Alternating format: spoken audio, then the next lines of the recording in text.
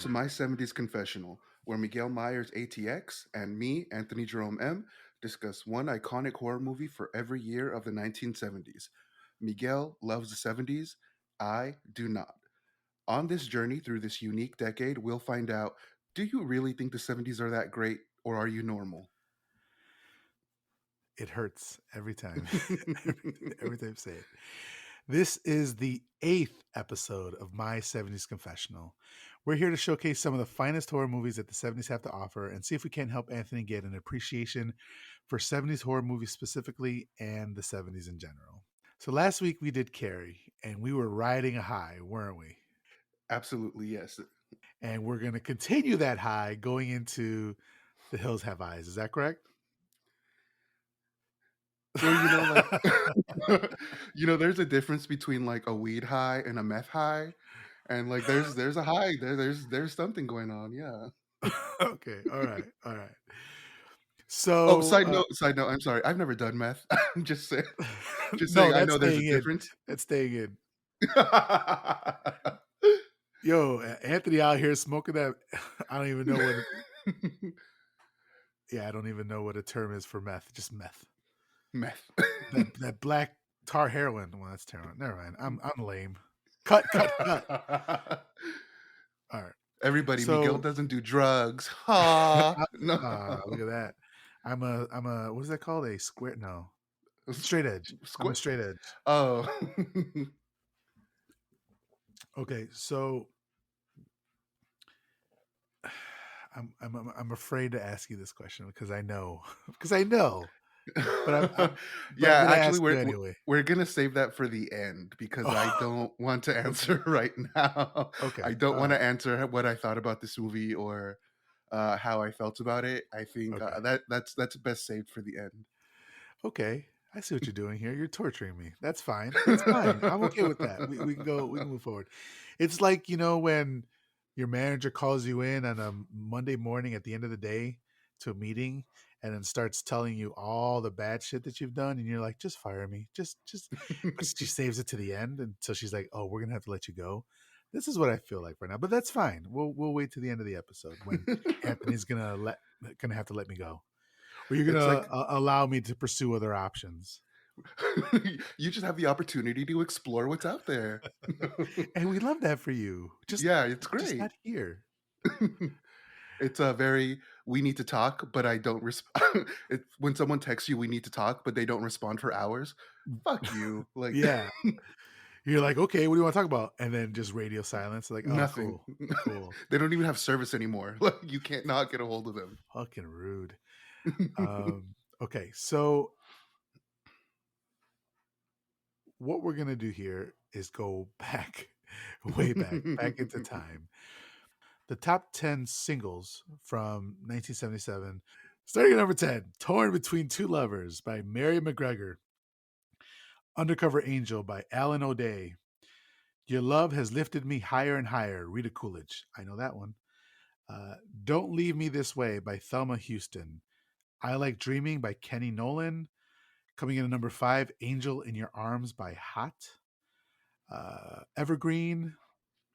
Love Theme from A Star Is Born by Barbara Streisand. I still haven't seen that movie. Best of My Love by The Emotions. Coming in at number 2, I Just Want to Be Your Everything by Andy Gibb. And coming in at number 1, Tonight's the Night by Rod Stewart. I guess. Yeah. there's some in there that I recognized. All right. So the top 10 most popular movies of 1977, starting in at number 10, The Rescuers, then The Deep, then A Bridge Too Far. Number 7 is Oh God. Number 6 is In Search of Noah's Ark. Number 5, The Goodbye Girl. Number 4, Smokey and the Bandit. Definitely heard of that one. Have never seen it. Have you seen that one? Haven't even heard of it. No? Okay. Saturday Night Fever. Yes. Yes. Coming in number 3. Number 2, Close Encounters of the Third Kind. Okay. And number 1, a small independent movie that nobody's ever heard of called Star Wars Episode 4, A New Hope. I don't know. I think I've seen that. No, I've never seen a Star Wars, so Yeah. No, no, I'm Uh, kidding. I like Star I'm not like a fanatic, but if it's on, I could probably stop what I'm doing to watch it. oh, I wouldn't take a piss on it if it was on fire in the middle of the street. But moving on. Really? I don't care for sci-fi a lot. I can do sci-fi horror if it's more on the horror side of it. But yeah, I'm not smart enough to like sci-fi. Because in my head I'm like that's all fake. That's all fake. You made it all up. And I'm like, yeah, of course it's a movie. It's all but I can't get past it, you know? Miguel, I have a lot to tell you about the society you live in. Um, did you know that money's not real? Wait. Did you know did you know that these social rules that we live by aren't real? Don't I don't anyway. don't do this, baby. Don't do this, please. No, I am I'm just a fan. I love fantasy. So like those Game of Thrones type shit where like they're taking a shit in the middle of the road because that's like where the toilet is. Dragons, knights, but also sci-fi like spaceships and all that kind of stuff. I eat it up because like I think the modern day is so boring. Kind of. But like so seeing these things I love it. I'm like I can get more with like the sword and sorcery part of it. Like I think I would like Game of Thrones if I started watching it, but at this point I don't care to. But like yeah, just like the Star Wars stuff, like I don't know, man. Like plus their fandom is toxic as fuck, and so it's like I don't really care. Yeah, Uh, you're right. but yeah, so that was the number one movie of 1977. So we are talking today. The Hills Have Eyes. Before I get into it, I wanted to talk a little bit about Wes Craven, and then go into like Yes. Hixploitation, and then also talk a Wexploitation? little Hixploitation, Oh, okay. I don't know what I thought I heard. Dicksploitation. I was like, "What?" Wait, hey, Excuse us. what movie did you watch? Because I didn't see. Well, I mean, Wes Craven did direct a bunch of porn movies, so I mean, we could talk about it if you wanted to. I do Um, now? No. No. but so I want to talk about Craven, and then Hixploitation, and then a little bit of the Legend of Sonny Bean, which this movie is based off. So, but before I did that, I didn't want to step on your toes and see if you had, like, if you were going to talk about any of that. So I did wanna talk about Wes Craven a little bit, and just the only things that I wanted to talk about, I'm pretty sure that everybody who does listen to this, like, we talked about it a little bit earlier, like, I'm not good with names, I'm not good with people, um, I have to see somebody on screen and I'm like, "Oh, that's the guy from this thing," it's I'm not really good with names unless I really, really like someone, but Wes Craven is one of those people who I believe his name has just been everywhere if you like horror, in so many different kinds of horror too, and I'm just what I wanted to do is just list off a couple of the things that, people may know may have seen his name. 1972, The Last House on the Left. I can't remember why we didn't do that one, but I do remember watching the remake, and I liked it enough to where I could watch the 72 version. Let me go ahead and put that on my list, actually. Um, We didn't do that one because of a little film called Blackula. there we go. And that's why yes. Yeah. um, so here we are in 77 with The Hills Have Eyes, 84, A Nightmare on Elm Street. So many, who doesn't know what that is, really? Like, I'm not asking if you've seen it. You probably just know what it is.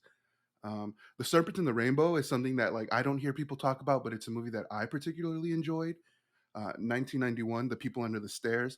If you have not seen that movie, I implore you to go watch that. It's such a good time. We also got in 94 Wes Craven's New Nightmare. It's another Nightmare on Elm Street movie. Also, it's ranked as one of the best movies. I think number two is the best, but when the people speak, they speak, and they really like that one. 1995 Vampire in Brooklyn. If you haven't seen that movie, I think you're anti black. And so It's it's on such a Prime. fun movie. It's such a fun Yeah. movie. It's on Paramount Plus and Prime right now. If you haven't seen it, I question our relationship. Like, also, let's not. That's an Anthony stamp of approval right there. It's just such a fun time. It's so fucking stupid. It's like, It's it's got like, Kadeem Hardison in it. What I absolutely love him in everything he does. Angela Bassett, Angela Bassett's in there. The Eddie Murphy is Pops, 12 characters. John Witherspoon. Yes, Yeah. and so it's just it's a fan. It's like dark, nutty, not like It's like Eddie Murphy in The Nutty Professor, but horror. Like he's playing so many characters. It's just so good. We could go on and on. Well, and Um, he Craven directed like 2 movies starring a predominantly black cast, which was awesome. Vampire in Brooklyn and The mm-hmm, People Under the Stairs. How often, mm-hmm. like, I love John Carpenter. I can't remember one movie. Oh, like The Thing, right? But he only had like 1 or 2. But you know what I'm saying? Like a Two. Oh predominantly yeah. black cast. Like Craven was out there, and Craven liked doing a lot of social commentary in his movies, so that was cool. Absolutely, absolutely. And I think that's one of the reasons why um like Wes Craven's name is just so, what's the word, prolific, because his movies, you can just sit down and enjoy them, and there's no problem with that. However, if you do want to think about it, these movies do have a deeper meaning, and they do have a deeper message that you can leave the movie with more than you showed up with. And to me, that's just something that I find incredibly admirable. And let's not forget pretty much one of the things that most people know him for: Scream 1, 2, 3, and 4. Has nothing to do with 5, Cream, or 6. He has unfortunately passed away. But yeah, Wes Craven, he's fantastic. We love Wes Craven in this house. Um, and that's really just, I wanted to go into that. That's all. Oh, also one more movie, Cursed, the werewolf movie with Christina Ricci. Just I also haven't just a fun seen that time. one. What do you think? Did you like that one? It's fun, but also I Okay. like werewolves. Okay. I need to watch that one then. It's been on my list for a while. I did also want to say the Serpent and the Rainbow, also a mostly predominantly black cast. So Mm. 3 movies. I just think that's Mm-hmm. dope. Yeah, I mean, thank you for bringing that up about Wes Craven, because he's a master of horror. He's an absolute icon. He's more than an icon. Like he's a horror god, and he deserves all his flowers. And what I was going to say is that Mm-hmm. nobody should ever speak ill of him or any of the movies he's ever made. Right? What do you think of that, Anthony? Would you agree with that? Um, Okay. I, Also, as a I was like, side note, no. I was like, let me pull up my list of movies because I just got to be sure, because he is still a white man, and we yeah. still, Well, and but yeah, he's done a nobody good should job. ever talk ill of like The Hills Have Eyes. No, nobody should really should just talk positively about it. Uh, So Miguel's trying to feed me a bunch of bullshit. Okay, cool, cool, cool. I already ate. Thanks. None yeah. for me. So, also as a side note, he was involved in the making of Deep Throat, which is a seminal porn movie from 1972, but Mm. it's unknown in what capacity. Because it was one of the first pornographic films to feature a plot, character development, and relatively high production value. Deep Throat earned mainstream attention and launched the porn chic trend. Wes has Mm. stated in interviews that he directed many porn movies under different pseudonyms, all of which have not yet been discovered. So there's some like 70s porn movies that he directed that we might not know yet. But I would love to know what the name is, the pseudonyms. I right, would right. die if it's like Cresswaven. Nobody will ever find me out that way. Right, they'll never know. Um, so with that, I also kind of wanted to talk about Hixploitation, which this movie, The Hills Have Eyes, falls under, and it's a Mm. grindhouse subgenre. And we talked about grindhouse with the Texas Chainsaw Massacre, and Mm-hmm. that also was Hixploitation. So I should have fucking known. I should have taken my cues from you that you didn't like. Yeah, Mister, I don't only like pretty things. All you do is love pretty things, but that's fine. I digress. I move on. So what Well, you know is what? I have to say, I'm sorry to interrupt. Um, I will discuss more on this later, but uh, yeah, I'll discuss more on this later about okay? Texas Chainsaw Massacre and this movie. Please remind me. Hopefully, I don't forget. I'll write it down. But Okay. Texas Chainsaw Massacre, my eyes are a little bit more open now, having seen this movie, and we'll discuss later. Okay. Okay. So a possible maybe shuffling of your rating, a changing of your rating, perhaps. Where'd you get all that from? Listen. God damn it! All right. Me trying to be Perhaps you positive, and Anthony over here you just shitting on my dreams. Maybe you want to give it a 5 out of 5 now? Hey, well listen. I'm just telling you, feelings have changed a little bit. All right. So you're telling me there's still a possibility. Okay. All right. So what are Hixploitation films? So again, it's a subgenre of the grindhouse. So we talked about grindhouse on our episode with Texas Chainsaw Massacre. So if you missed that one, it was, well, the day we are talking, it was released a couple days ago. But yeah, it was released, and give that a listen. Hmm. So it's not a well defined movie genre. Most people agree that it should include rural, southern, or southwest scary movies, like movies that take place in the desert as well. The kind where protagonists go on a happy road trip or vacation, or they're moving or family visit, and they find themselves being sucked into quicksand of crime, mysticism, or depravity. So it sounds kind of like what we just saw, right? There's a very simple plot here. So a Hmm. genre, it's a genre of movies most popular in the 1970s, but it stretches as far back as the 50s into the modern day, in which the setting of the film was the American Deep South, aka the heart of Dixie, or the Southwest. While this could range anywhere from Virginia to West Texas, Mississippi, Georgia, and West Virginia were the most popular. And then also the American Southwest. There is also a subgenre called Ozploitation, which takes place in the outback of Australia, and think like Mad Max and that sort of thing. But it's kind of different from Hixploitation. So Hixploitation films are not simply films set in the South or Southwest, but feature certain aspects that made them true Hixploitation. Most notable of these is the appearance of backwood folks, the hillbillies, and usually, but not always, in a negative context, typically as a foil against the cityfied interloper. Hixploitation saw its zenith with the release of Deliverance in 1972. Have you seen Mm, Deliverance? I have. Yeah, You that's got a a real pretty fucked up mouth. movie. Jesus Christ. I'm putting that at the end of the episode. I know it right now. Do it. Hillbillies in these films are typically shown as shamelessly ignorant, sexually degenerate, and prone to violence. Other Hell hallmarks yeah. other hallmarks of the Hixploitation films are sweaty, sweaty men, references to moonshining, though illegal production of marijuana has replaced bootleg liquor in some modern films, incestuous relations, deformed children of incest, and frequent appearance of the Confederate battle flag, aka the Stars and Bars, otherwise known as the losing flag or the traitorous flag. Right. Hmm. Some of the best known examples of Hixploitation would be Deliverance, the Walking Tall series, the Texas Chainsaw Massacre, and also The Hills Have Eyes from 1977. So, Anthony, if you wanted to start talking about it now. Yeah, sure. So, The Hills Have Eyes, as we know, it's a 1977 American horror film. This was written, directed, and edited by Wes Craven. I think what I'm going to do is get into the cast because I think that's, it's simple enough that, that's who directed it, wrote it.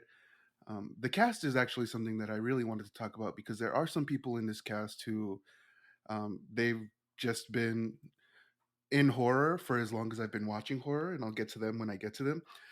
But the cast, we have Russ Grieve as the father of this movie. The father in this movie, Big Bob Carter. We have Virginia Vincent. She's the mother of this movie, Ethel Carter. Susan Lanier. She's Brenda Carter. She's the youngest sister in this movie. Robert Hudson. He's Bobby Carter, which is the son of Ethel and Bob. And then we have Lynn Wood, who is the oldest daughter of Ethel and Bob, and she's married to Doug Wood, and he's played by Martin Spear.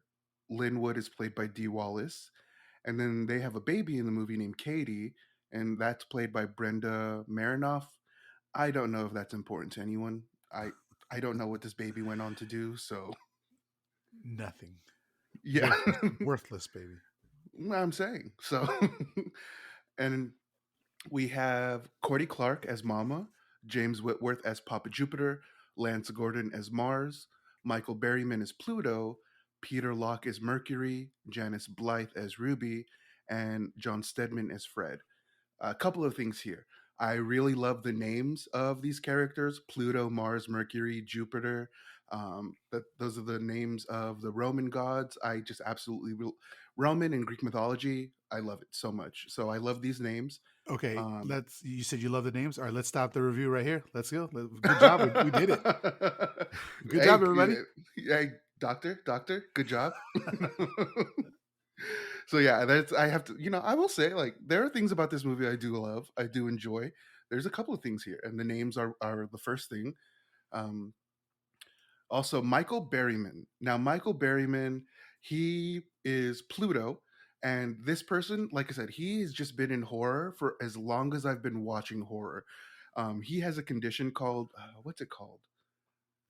Hypohydrotic ectodermal dysplasia, and this means he doesn't have sweat glands, hair, or fingernails. And because of his appearance, he has been in so much horror as like just a freaky looking guy, right? One of my favorite appearances that I've ever seen him in. Have you ever seen a movie called Double Dragon based off the arcade game? That is Zach's. That's Chappie's favorite movie. Is Is it Double Dragon. really? I showed it to him. We did a projection movie out back, like in the middle of the pandemic in 2020, and he fucking loved I love that movie. And this guy he's only in the movie for one scene, but me and my brother still quote it to each other. Like, like, this guy's had an impact. Like, this guy like lives in my head. He has a place in my, like, when I think about horror icons, him, Zelda Rubinstein, like those are two people who are just like in my mind, baked in there. that. Hell yeah! I mean, he was in Devil's Rejects as well. Uh, Tiny, right? No, no, no, no, yeah, no, no, no, not Tiny. Cleavon. Yeah, my mistake. Tiny Yeah, is the really tall guy yeah. from Big Fish. But he Michael Berryman has been, like you said, he's one of those faces that you'll never forget when you see it. Mm-hmm. And because of his face, he was able to make a lucrative career in horror. Yeah, he Mm-hmm. is a legend. Absolutely. So yeah, that's the cast, and we're gonna get into it. This movie, Janice Blythe also has some credits here, but I don't know any of them, so we're not gonna get into it. Oh, Yeah, can I mention Dee of Wallace? course. Oh yeah. Yeah, Dee Wallace. She was in E.T. and she was also in Cujo. She's also a legend. Um, she's been in a ton of horror movies as well. She was Oh in yeah. Howling. She was in Critters. Yeah, Mm-hmm. she's I think she was like the besides Wes. I think she was the one who went on to the most success in Hollywood or whatever after this movie came out. Right. And that's one thing. Watching this movie the entire time, like, she looked familiar. I just have no idea where I've seen her from, Right, right. and so I think maybe she. I don't know if it's because she maybe looked like an older Sissy Spacek or what, but yeah, just kind of right. But there's just something about her face. I'm like, I know I've seen you before. I just don't know where from. Right. Yeah, I mean she doesn't have the most like her face isn't Memorable. like memorable face. Like it is more like a damn, where have I seen you from sort of thing. So I completely understand. But yeah, I just wanted to mention her. She's been in some great stuff. Miguel said, "You're so forgettable. I love that about you." Well, all that means is she's able to sink into her character. Ah, uh. Does a great job. Yeah. Sure. Yeah, we'll take that. All right. So now we're gonna jump into it. The Hills Have Eyes, 1977. Thank you for sticking around this long. I hope you were with us at the end. I understand if you're not, but let's get into it. So we begin with the view of some mountains as the sun is rising. The opening credits begin as we continue to view more of this mountainous terrain. The opening credits are going on, and we're just looking at these mountains, kind of just getting us ready to watch what we're about to see. The movie then starts showing this isolated stretch of road somewhere in the United States in the desert. Um, we see this isolated road, and we start seeing kind of these, what's the word? Like dilapidated buildings just run down, and we see what's called Fred's Oasis, a rundown gas station. Now, one of the things that I noticed immediately was a sign that said "No more gas for 200 miles." for some reason, whenever that kind of sign, I don't know what fear it triggers, but it just triggers some kind of fear in me. Like, oh my god, I have to get gas here. Like, I don't even drive, but I don't know. I I don't know. completely understand where you're coming from because I feel the same way. You're like, Right, "Oh, it's just fuck." so anxiety inducing. Yeah, like, especially driving through West Texas. Oh, Mm. man, you'd see those signs like, "No gas for 60, 70 miles." I'm like, "Oh god, I don't like that." Like, fix it. Build a gas station somewhere. What are you guys doing here? Can't you just get more gas? No. Yeah. So we're at Fred's Oasis and we see this like really old, ragged and withered man packing his belongings into a pickup truck. Now, this is where we learn that this person who we know his name is Fred, that's Fred of Fred's Oasis. He has intentions of leaving that area and he's afraid of what would happen if quote unquote they found out. We don't know who they are just yet. Now, as Fred is contemplating just what a big risk he's taking trying to move out of that area, he gets snuck up on by someone named Ruby. Now, this scares the absolute hell out of him. He says, "Don't you make sound when you walk?" Um, he's also really surprised by how she's dressed, Ruby, and he says, "You're all done up." Side note, she's she's not. Also, can we talk about Fred's face? Like, he's got so much, like, I thought this was makeup, but it's not. It's just his face.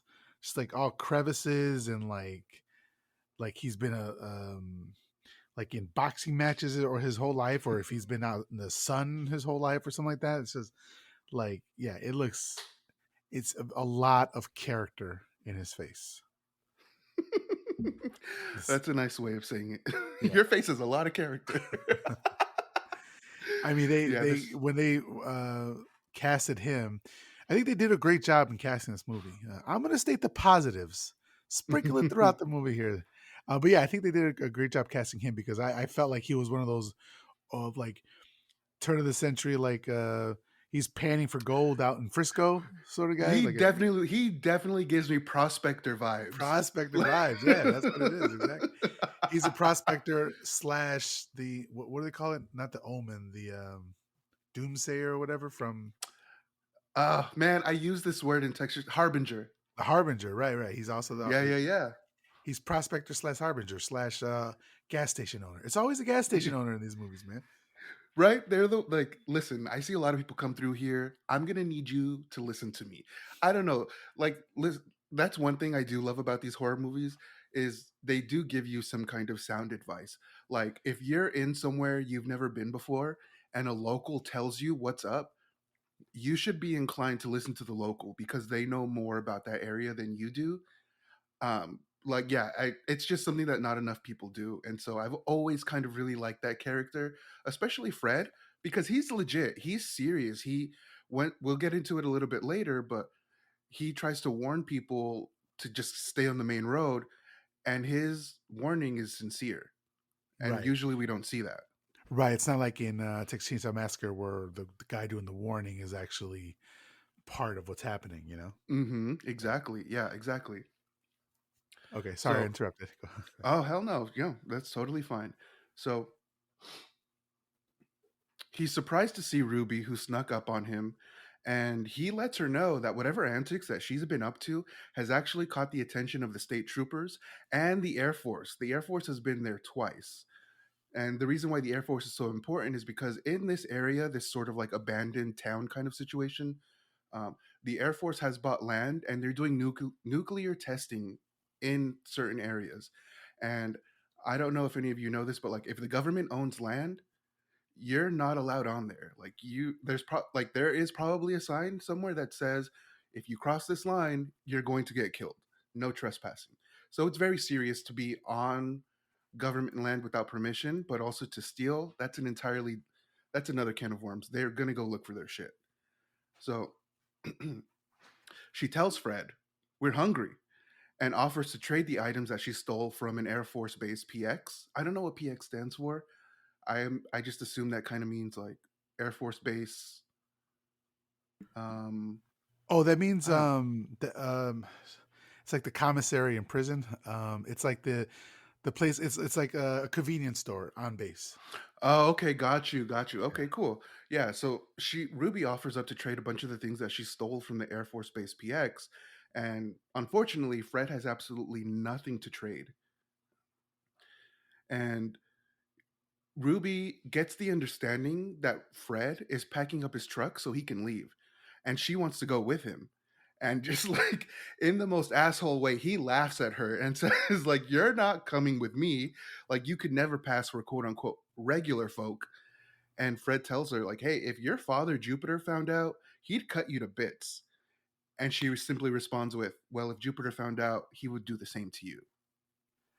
Miguel, were But you going to say something? yeah, he also says that you fucking stink. Yeah, that you need to wash your coochie, basically. He said that she smells like a horse. Yeah, that was fucked up. And she didn't like. She was just like, yeah, I know, but like I got other traits that I can help with. Like, I have a great personality. yeah, man, just hearing like if this person is trying to run away and like he's telling her that she can't run away, and like we're just kind of being introduced to like her family, like we're like, oh fuck, if this is like the least of our worries, I wonder what the worst of our worries is going to be. Absolutely that. And also, if a man that looks like Fred tells you you stink, you have a lot of things to think about. Like Right, because because Fred Fred also had stink lines coming out of him as well, so let's be literally clear. literally that. So as they're talking, Fred is basically letting Ruby know that she's not coming with. As they're talking, they're interrupted by a voice outside. Now, Fred thinks that this is possibly a state trooper again, and if they found Ruby, they would surely arrest her. Fred hides Ruby in the back room while he goes out to investigate. Fred walks out, and he's relieved to find that instead of state troopers, it's actually a family just wanting some service, gas, all that kind of thing, all that kind of stuff. So he's met by Bob Carter, his wife Ethel, their three grown children, Lynn, Bobby, Brenda, Lynn's husband Doug, and Lynn and Doug's infant daughter, Katie. Miguel, were you going to say something? I just wanted to apologize for saying the phrase "wash your coochie." Or, Well, I you don't know said where it, that came and from. I'm gonna keep it in because it sounded funny, but I just want to apologize for that. Also, this scene that you're about to describe of the family kind of walking around, and I think this is where the dad says the thing that he says, or it might be a little bit later on or whatever. Like, this is when I start hating this family, right? Because they just, and I'm gonna let you talk about it, but like they just walk around and like poke their heads in places that doesn't belong. So mm-hmm. go ahead. Yeah. So what Bob says, it actually does come a little bit later. However, there is something about this scene that I just found absolutely annoying. Um, so yeah, I'll try to get into it, but there's something about this scene that literally just annoyed me and got under my skin all the way. And I hope I describe it enough to where you can see where I'm coming from. So, this group of people, this family, the Carters, it also includes two German shepherds named Beauty and the Beast. Cute, I guess. So, Bob asks for gas, to which Fred responds, "I don't got much, but I'll give you what I got." Now, this goes back to what I was talking about, just seeing the sign that says no gas for 200 miles. This also, I don't know why, but this scares the fuck out of me. Like a gas station not having gas, to me, it's just like a sign of a much larger problem. Does that make any kind of sense? Oh yeah, especially when they are where they are, which is in the middle of buttfuck nowhere. Like, Hmm. yeah, that I would be like, wait, if you don't have, how the fuck are you gonna get out of here when you have to go? Like, you should always have gas. So Like, this yeah, is a that gas station. yeah, like literally, it's a gas station, sir. You should take the sign down. But then he was also Right. saying that he was leaving. So yeah, that's scary. I don't like that at all. Yeah, I don't know why. Like, it to me, it seems like very apocalyptic in in my mind. Don't know why. Don't know where that came from, but Well, that's where we're at. also, if they're forward thinking, if there's no gas for however many miles it was, 50, 60 miles, 200, however, 200. 200 miles, right? Mm-hmm. They still have to go into the mine they're going to go and then drive out. And then when they drive out, he says that he's leaving, so he's not going to be there anymore. So they're not going to have any more gas, right? Right? I Right. just thought about that right now. So like you're not even thinking ahead. What are you going to do when you're on your way back and that guy's gone and there's no more gas? You're fucked. This whole Yeah. movie is a wash all of a sudden. And I'm just gonna say it up. I'm gonna say it now. But this family is so fucking annoying. I hate this fucking family. I will agree with you. Cast, excellently cast. It's fantastic casting, no doubt about it. But this family just does such a good job at being fucking annoying. And this is one of the things. Like they, in my opinion, there's several instances in which this family attempts to deny the reality of their situation, and this is one of them. uh, they Yeah. they're so desperate to do what they want to do that they don't give a fuck what happens after, and I can't vibe with that. And to be fair, they're all traveling under like the authority or whatever of the father. The father seems like is the one that wants to go. So all this rests on his racist bitch ass head, right?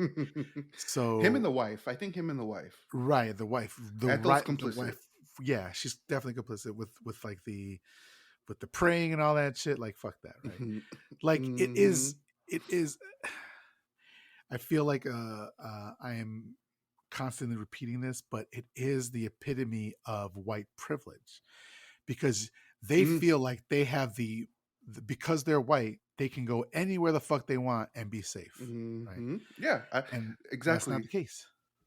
Yeah, that's actually one of the you put that's very good wording because I didn't quite know how to say it, but this family throughout this entire movie, they feel like they're safe, even when they have reasons to not feel that way. And I think that's one of the things that really rubbed me the wrong way is no one is taking none of them take their situation seriously until it's too late. Um, Except for like Bobby. they're Bobby's like the only one who was like pinoid the whole time. mm, yeah, we'll Okay, talk. we'll get to it. So yeah, we'll get to it. So as Fred goes to pump the gas, those two fucking mongrels in their trailer, Beauty and the Beast, begin barking at him quite aggressively. Um, so yeah, just in case I didn't make this clear, the Carter family shows up to Fred's Oasis, the gas station, in their station wagon, and attached they have a trailer camper situation attached to the back, and the daughters and the baby and the parents, the Carters, they're in the car, and the two boys, Doug and Bobby, they're in the trailer, and also in the trailer are the two dogs. Now, Ethel then says, so these two dogs, they aggressively bark at Fred, and Fred's like, whoa, what the fuck? You got these fucking beasts back there? And Ethel says one of the most annoying things that is very, very typical for an aggressive dog owner to say. Oh, don't mind them. They just want to play as she fucking chortles, as these fucking beasts are literally foaming at the mouth trying to attack Fred. And Yeah, those I hate dogs it. are racist as well. Some racist ass dogs. German shepherds. Who Yeah. do we know that's German and doesn't like? Or I, also like what authoritarian force used dogs when trying to quell peaceful, peaceful protesters, right? for Yeah, civil it's the rights. German Shepherd, right? Yeah, that's a Interesting. racist ass dog. The cop owns German shepherds. But I think that's the Wes Craven was like writing that in. Like I think that's there for, and if you pick up on it, like it's a little nougat of fun for you if you understand. You know what? Because I will say he's done enough work to where that could be a possibility. Like we're not giving him credit for something that's not true. He very well may have done that intentionally. right, because he did write The People on the Stairs, which dealt with poverty and, Hmm. impoverishment in the black community, and he wrote like he has other social things coming in his Hmm. writing. So yeah, I wouldn't put it past him. Absolutely. So it's at this point, everyone who's in the car, they exit the car to stretch their legs. The boys exit the camper, and the dogs also just they exit as well. Now Fred is incredibly surprised that the family's even there because as he says, they don't get too many people in that area. The Carters tell him that they're actually traveling to Los Angeles, but they're making a detour to visit, as Ethel says, a real silver mine. Shut the fuck up, Ethel. Like, she's so excited to tell him that they're trying to mine for silver. She then tells Fred, Nobody I'm sorry, cares. I don't like Ethel. Yeah, I don't like her either. I don't like a lot of this family. hmm Ethel goes on to say that a trip to the silver mine was actually a gift from her Aunt Mildred for their 25th wedding anniversary, which was the following day. She also goes on to say that the 25th wedding anniversary is known as the silver anniversary. And I'm just saying this right now for people to hear. If your idea of a gift to me is digging through dirt so I can find shiny rocks, keep the gift. Honestly, call me an F word, call me the N word, and tell me you don't want to be friends because that's what you're telling me. You mean to tell me you mean to tell me that your gift to me for 25 years of marriage is looking for rocks? No, you can buy some silver. Yeah, especially when Fred tells them that there is no more silver in those mines. So like you got this person telling you to turn the fuck around and there's no silver in Mm-hmm. those mines and you're like, "Nah, I'm cool." Nah. Like you can pay somebody to go out to the mines and figure that out and let them deal with these fucking pack of cannibals and shit, mm-hmm. you know?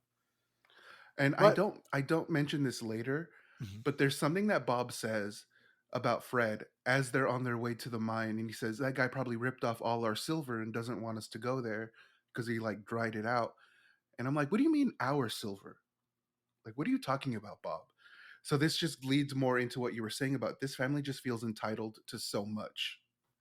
right. Yeah. Fuck them. Like Yeah. we're going to see as as we go on that like there's very few people who are likable in this movie. mm-hmm. Mm-hmm. So as Ethel, completely telling them too much of her fucking business, tells Fred too much of her business, they then ask Fred for directions. And he urges the family, please stay on the main road. Like he assures them that there is no silver. The silver's been gone for a very long time. And the Air Force uses that surrounding area of desert as a gunnery range. Bad news all around. They don't want to be there. So Bob pays for the gas, and this is when Fred sees Bob's cop badge because Bob pulls out his wallet, pays for the gas, and Fred sees the badge. And Ethel, once again, continuing to tell them all of their fucking business. Okay. So Ethel continuing to tell Fred all of their business lets him know Bob was a police officer and he had to retire early because of his heart. I mean, I know that this is for us as the audience, but I don't understand telling a complete stranger all of this information, Miguel. Right, it's an exposition dump. Yeah. And just she's so happy to just volunteer all this information. And I'm like, Ethel, shut the fuck up, please. So Bob asks yet again for direction to the silver mine, and Fred yet again tries to plead with him, hey, please stay on the main road. The silver has been gone for at least 40 years. And there's nothing out there. No one lives out there. And anyone who does live out there, you don't want to meet them anyway. And as this entire thing is happening, someone who we learn is named Mercury, wearing a feathered headdress, is stealthily approaching the gas station. They're somewhat viewed by Doug as he's on his way to the bathroom, but he's not entirely sure what he saw. And this is happening while Fred is pumping the gas for the Carters. Doug is entering the building because, as he asked earlier, he does have to use the bathroom. And he actually wanders into the room where Ruby was hiding, where Fred hid Ruby, and there's actually nothing in there. And it's at this moment where Doug notices that a broken window with fresh blood. There's a broken window with fresh blood on the glass. He touches it for whatever reason. He's like, ugh. Yeah, like don't touch it. Like you know what it is. You don't need to examine it with your fingers. And this was So like this is our introduction to Doug, and Doug kind of looks cool. Like I love his mustache. Um but I didn't because he was just walking in here like he was you know what a bathroom looks like, you know where it's going to be and where it's not going to be, mm-hmm. and he's just like Mm-hmm. walking in the rooms like looking at things, and so does Bobby does the same thing, and I'm like, who raised you people like for just to be walking in there looking at things? Like, do your Right. business. You couldn't find the room, go back out and say, hey, I couldn't find the bathroom, whatever. I don't know, it's just it's weird to me when people do this in movies. No, it is weird. And the thing is, the reason why he even enters the room where Ruby was hidden is because the dog was scratching at the door. So he lets the dog in. Right. Like who the fuck are you? Just let your dogs oh man, it's got me Yeah. so angry. Like it got me so angry. Like just because your dog this isn't your house, this isn't your building, Mm-hmm. your office. Just because your dog scratches at the door doesn't mean you have to open the door and then like if something were back there, if somebody were to shoot you because you open it, that'd be your fault. Like what the fuck are you Mm-hmm. doing, man? Have some sense. These fuckers aren't even Exactly. some home Like, training oh, or nothing. your dog wants to go into the room. Let me let the dog. No, that makes yeah. I don't understand the logic there, but I really like this. The more we go on, the more reasons I have to dislike each person. Yeah. This is one of them for Doug. I feel like I'm really shitting on this movie, but I liked it also. So it's just like some of the choices the characters made, and some of the characters themselves I just hated. Mm-hmm. But sorry, go ahead. Yeah, no problem. So as Doug is examining the glass with blood on it, he hears somebody pleading outside with Mercury. She somebody it's Ruby. She's pleading with Mercury and telling him Grandpa Fred is running away. Which oh damn, that's her grandpa? Okay. And Doug isn't allowed to hear any more of the conversation because that wild rabid beast just starts running outside and Doug holding the dog's collar is rushed outside with the dog. Now, Doug is looking around. He's trying to see what's catching the dog's attention. And Bobby from the trailer says, "Hey, get in here." He probably sees something that he wants to fuck with. And Doug's like, "Oh, yeah, right." Like, I just personally don't understand allowing your dog to just have this much reign. Like, the dog doesn't make the rules here. Like, I'm just saying, I don't get it. If my dog is staring at something out, like we're in the desert, I don't care. We have somewhere to be. Let's get back in the trailer. It's just something that really annoyed me personally that I R- can't explain. Right, because it's like if your dog is barking at the desert, like obviously there's an animal or something. You're not gonna just move on. Like just move. I'm so annoyed with these guys. Also, is it Jupiter who's wearing the headdress? Mercury. Mercury. Okay, so fuck Mercury because you're That appropriating Native American dress from that. So I just wanted to mention that as well.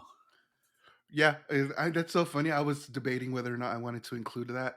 I'm like, that's probably a war bonnet, only meant to be worn at certain times. And of course, here comes this white bitch. Yeah, let me put it on. No, I'm sorry. No. Yeah. So Doug finally comes to his senses, heads to the trailer with the beast, and immediately after, the family leaves. That's it. They pay for their gas. Everyone's in the car and loaded up to go. They leave. And as they're leaving, Fred once again urges them stay on the main road, avoid the silver mine.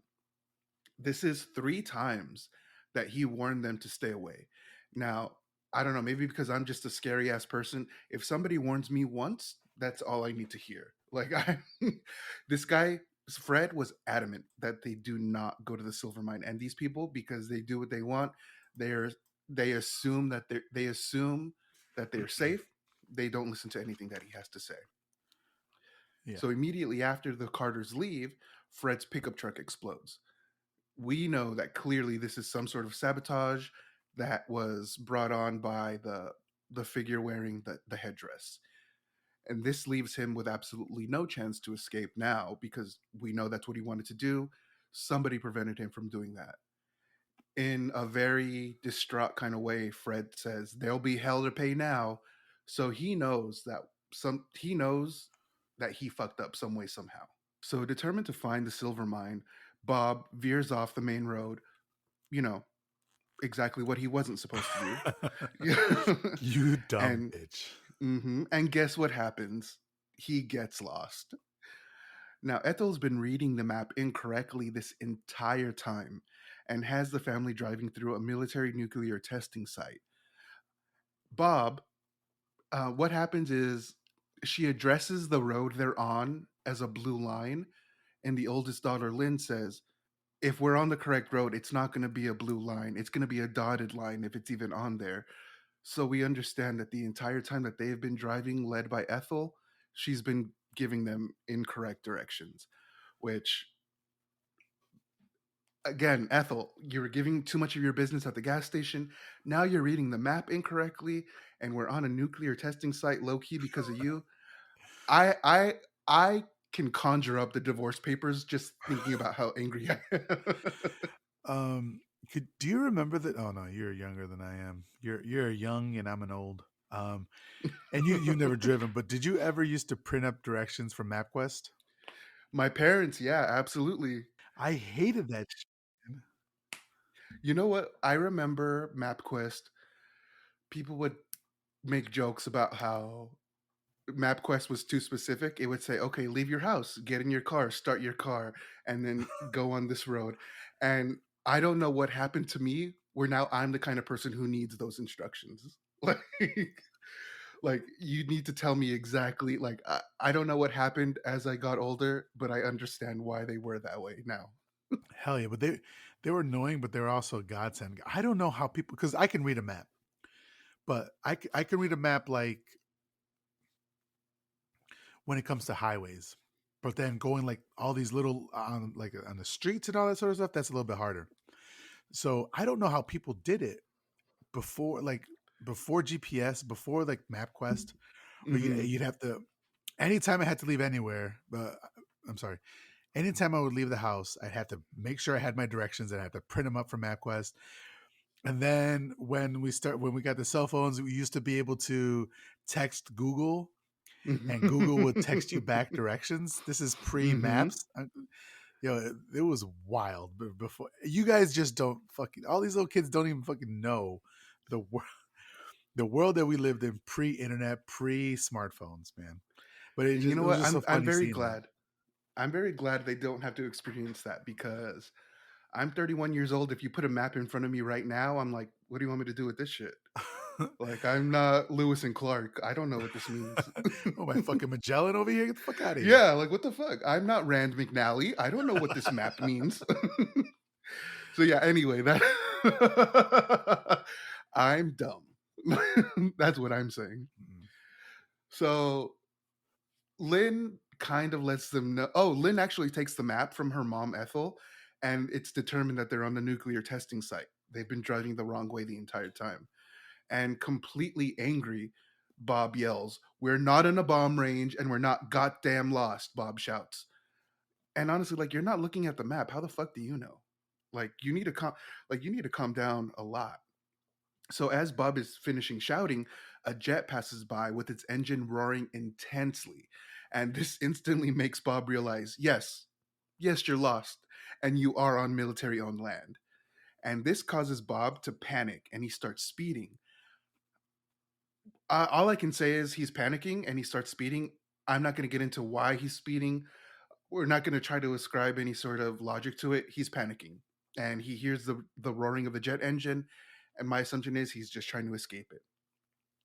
And this scares the family as one of his daughters mentions they're going to lose the trailer. He's speeding so much that the the trailer might actually get disconnected from the car. Now, somehow, in a wacky turn of events, the map that was in the back seat somehow ends up in Bob's face, impairing his ability to drive even further.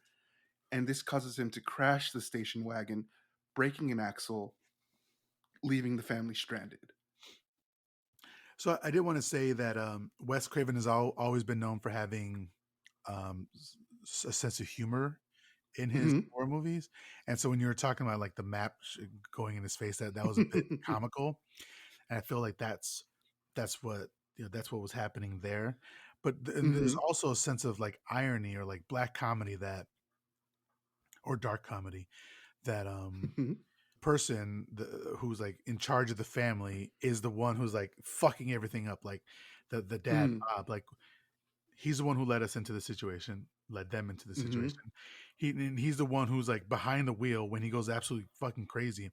This is like that thing when like men say that women get emotional when really like Yes. men are the one who like fly off the like at the drop of a dime. They're so fucking angry all the time. That's Mhm. this. Like he gets so fucking emotional that he can't just calm down and drive safely and slowly Mhm. to get his family out of danger. He just puts the pedal to the metal and ends up killing his family. Well, most of Mhm. his. and this is something that we'll get into like literally in just a couple minutes, but he blames his wife for screaming when he was the only one who was doing any sort of yelling. So there's this sort of there's I don't know. I think it's a total I don't know. I think it's a total cop thing where he gets them into a messy ass situation and immediately starts blaming the other people around him. Like I- you are responsible for what happened. Is it too early for me to say that I'm okay with what happens to him throughout this movie? It's a little early, Okay. but I'm about to say that. Like you're 2 minutes early. That's about it. Gotcha. So the daughters get out of the car after they've crashed, and they attempt to get Bobby and Doug out of the trailer. This scene is actually a little bit funny to me because Bobby, he's trying to get out of the trailer, and he's like, "The door is jammed. The door is jammed." Well, why don't you try unlocking it, you creep? His sister Brenda responds, and he unlocks he unlocks it, and he's like, "Oh." And Yeah. I just identify as a dumb bitch. I just identified with that so fucking much. Like, did you try doing the thing you're supposed to do to make sure you get out? Oh, that's all I had to do. Okay, the door's working again. Yeah. So he's able to get out, and he unlocks it, and those dogs, they just run out. Like, I don't like these dogs. They seem wild to me, and I mean that's neither here nor there. But they're No, out of the car. I agree. Fuck them dogs. Yeah. So they get out of the trailer, and Brenda asks if Finch is okay. I didn't know who that was supposed to be until I saw it this morning, and they have birds in the trailer, so I guess they meant the birds that they have. Ah, Why okay. are you taking birds on vacation? That's so fucking stupid. Yeah, that's really dumb. Well, I guess they don't have anybody to watch them at home, but like, just take them to a friend's house or something like that. That's really dumb. Yeah. Also they're white. Like they can have somebody like, "Hey, can you come to my house every Tuesday, Thursday and feed the birds?" I don't know. They didn't need to take them, I don't think. So Brenda asks if Finch is okay, and Bobby really upset. It's like, aren't you even going to ask how I am? And he shows Brenda his hand and says, "Look, I'm wounded." And we see blood on his hand, and he then proceeds to smear it on her face. And like he smears it on her face and runs away. And disgusted, Brenda chases after him. And it's just ketchup, Doug says. And in my opinion, it could have been water. Don't touch my fucking face like that. Don't do it. I don't want anything from your hand on my face. We're fighting. I Well, like, if what if you're like when you're younger, not now because now it's different, but if you're younger and your brother just mushed your face, you're fighting. We never did that. We never Oh, you touch each never other's did that. face. Okay. Mm-mm. All right. Like not even my mom. Like like my parents have never even grabbed my head to like for any reason. So like for me, touching above the neck is an absolute no go. How about like a slap in the back of the head? Nothing. No. Okay. All right. Yeah, no. Very No, my respectful parents you got. they used words. No.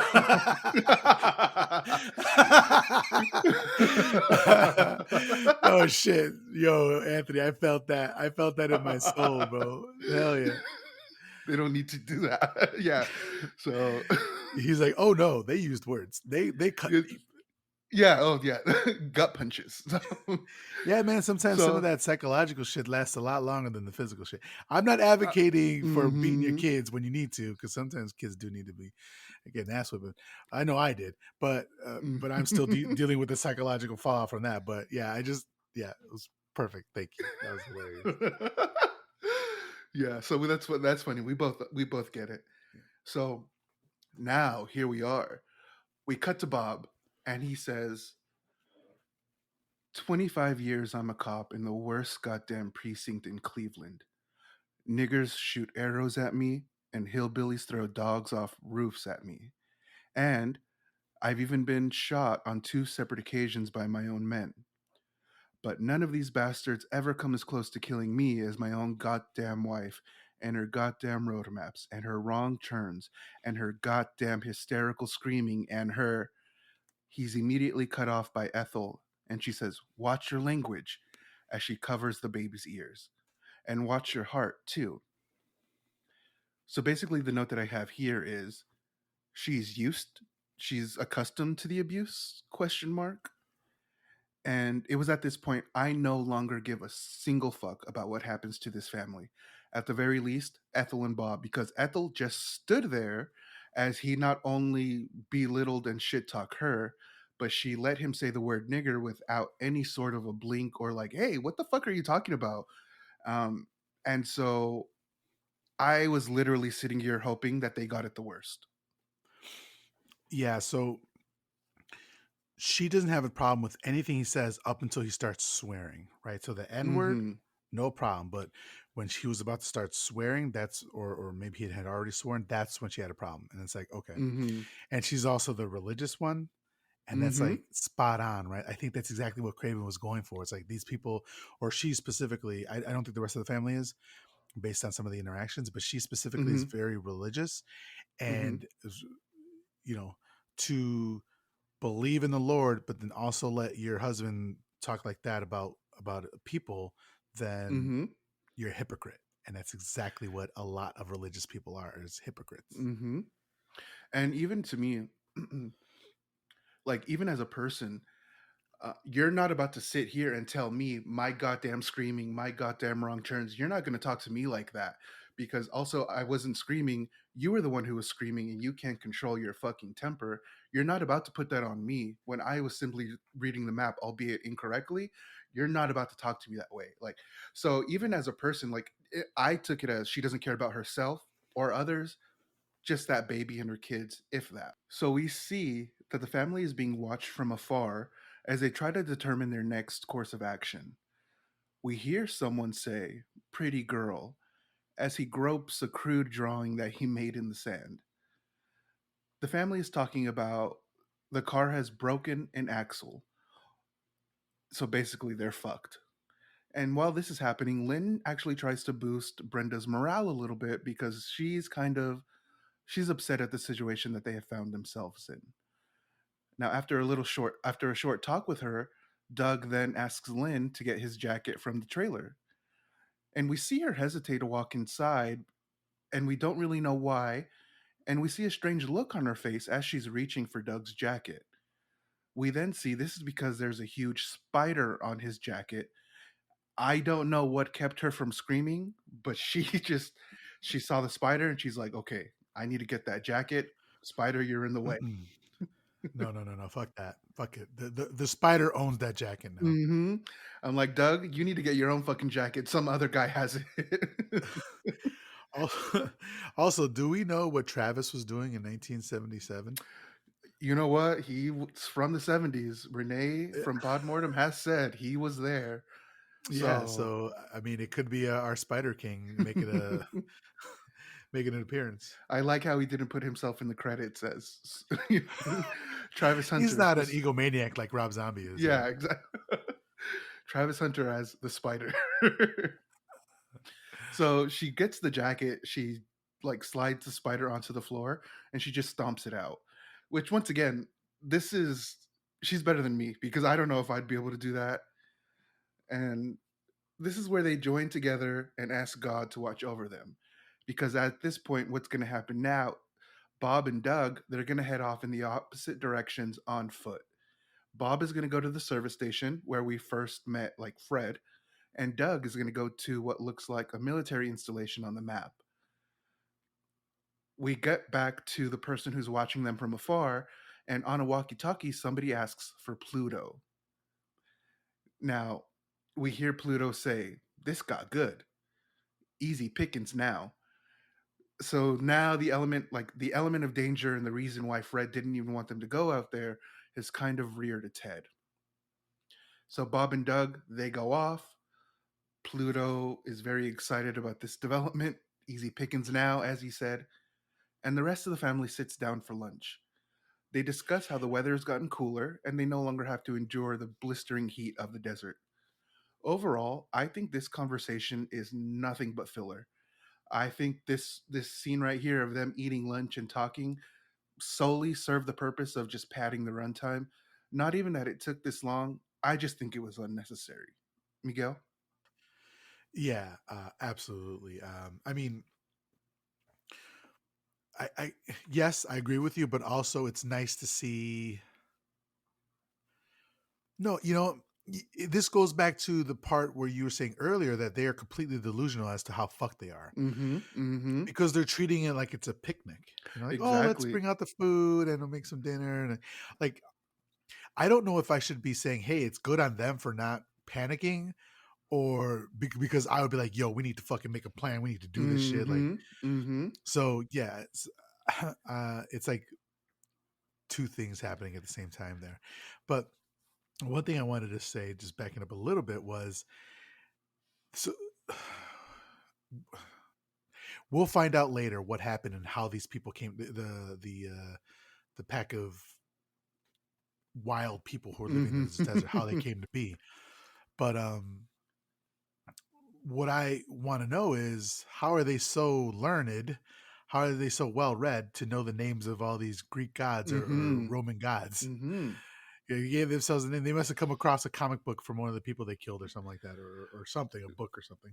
But I don't even know Something. how they would have read it, like, So I was curious about that. Right. It leads it gives me like I think this is where the weird view that people have on homeschooled kids comes from. Like they may not know how to socialize, but they know about Roman mythology. Like they may not know how to talk to people, but they've actually like read Shakespeare. It's this is just a weird thing that I thought it, but yeah, it made me think like you. I love how you're comparing these troglodytes to homeschool kids. I fucking love it. I want let's roll with that. That's what I'm gonna go from now on. They're just homeschooled. Right. That's just homeschooled vibes all the way. And like I don't even know what to call I don't even know what to call this group. I just call them the Pantheon because they're named after Roman gods. And I'm like, "Yeah, let's stick with that because in what I've read, it's called like the Jupiter clan or Jupiter's clan. And I'm like, I'm not dressing any group of people as a clan. I'm just not. Oh shit. Yeah. Yeah. I can see where you're coming from. Yeah. So as the family's at lunch, they're talking, really doesn't matter. But they start laughing about one of the times that one of their dogs killed a poodle. And this is reason number two why I actually don't care about what happens to Ethel.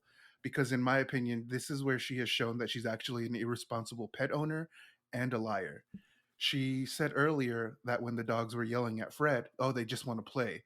No, these dogs are killers and they've killed before.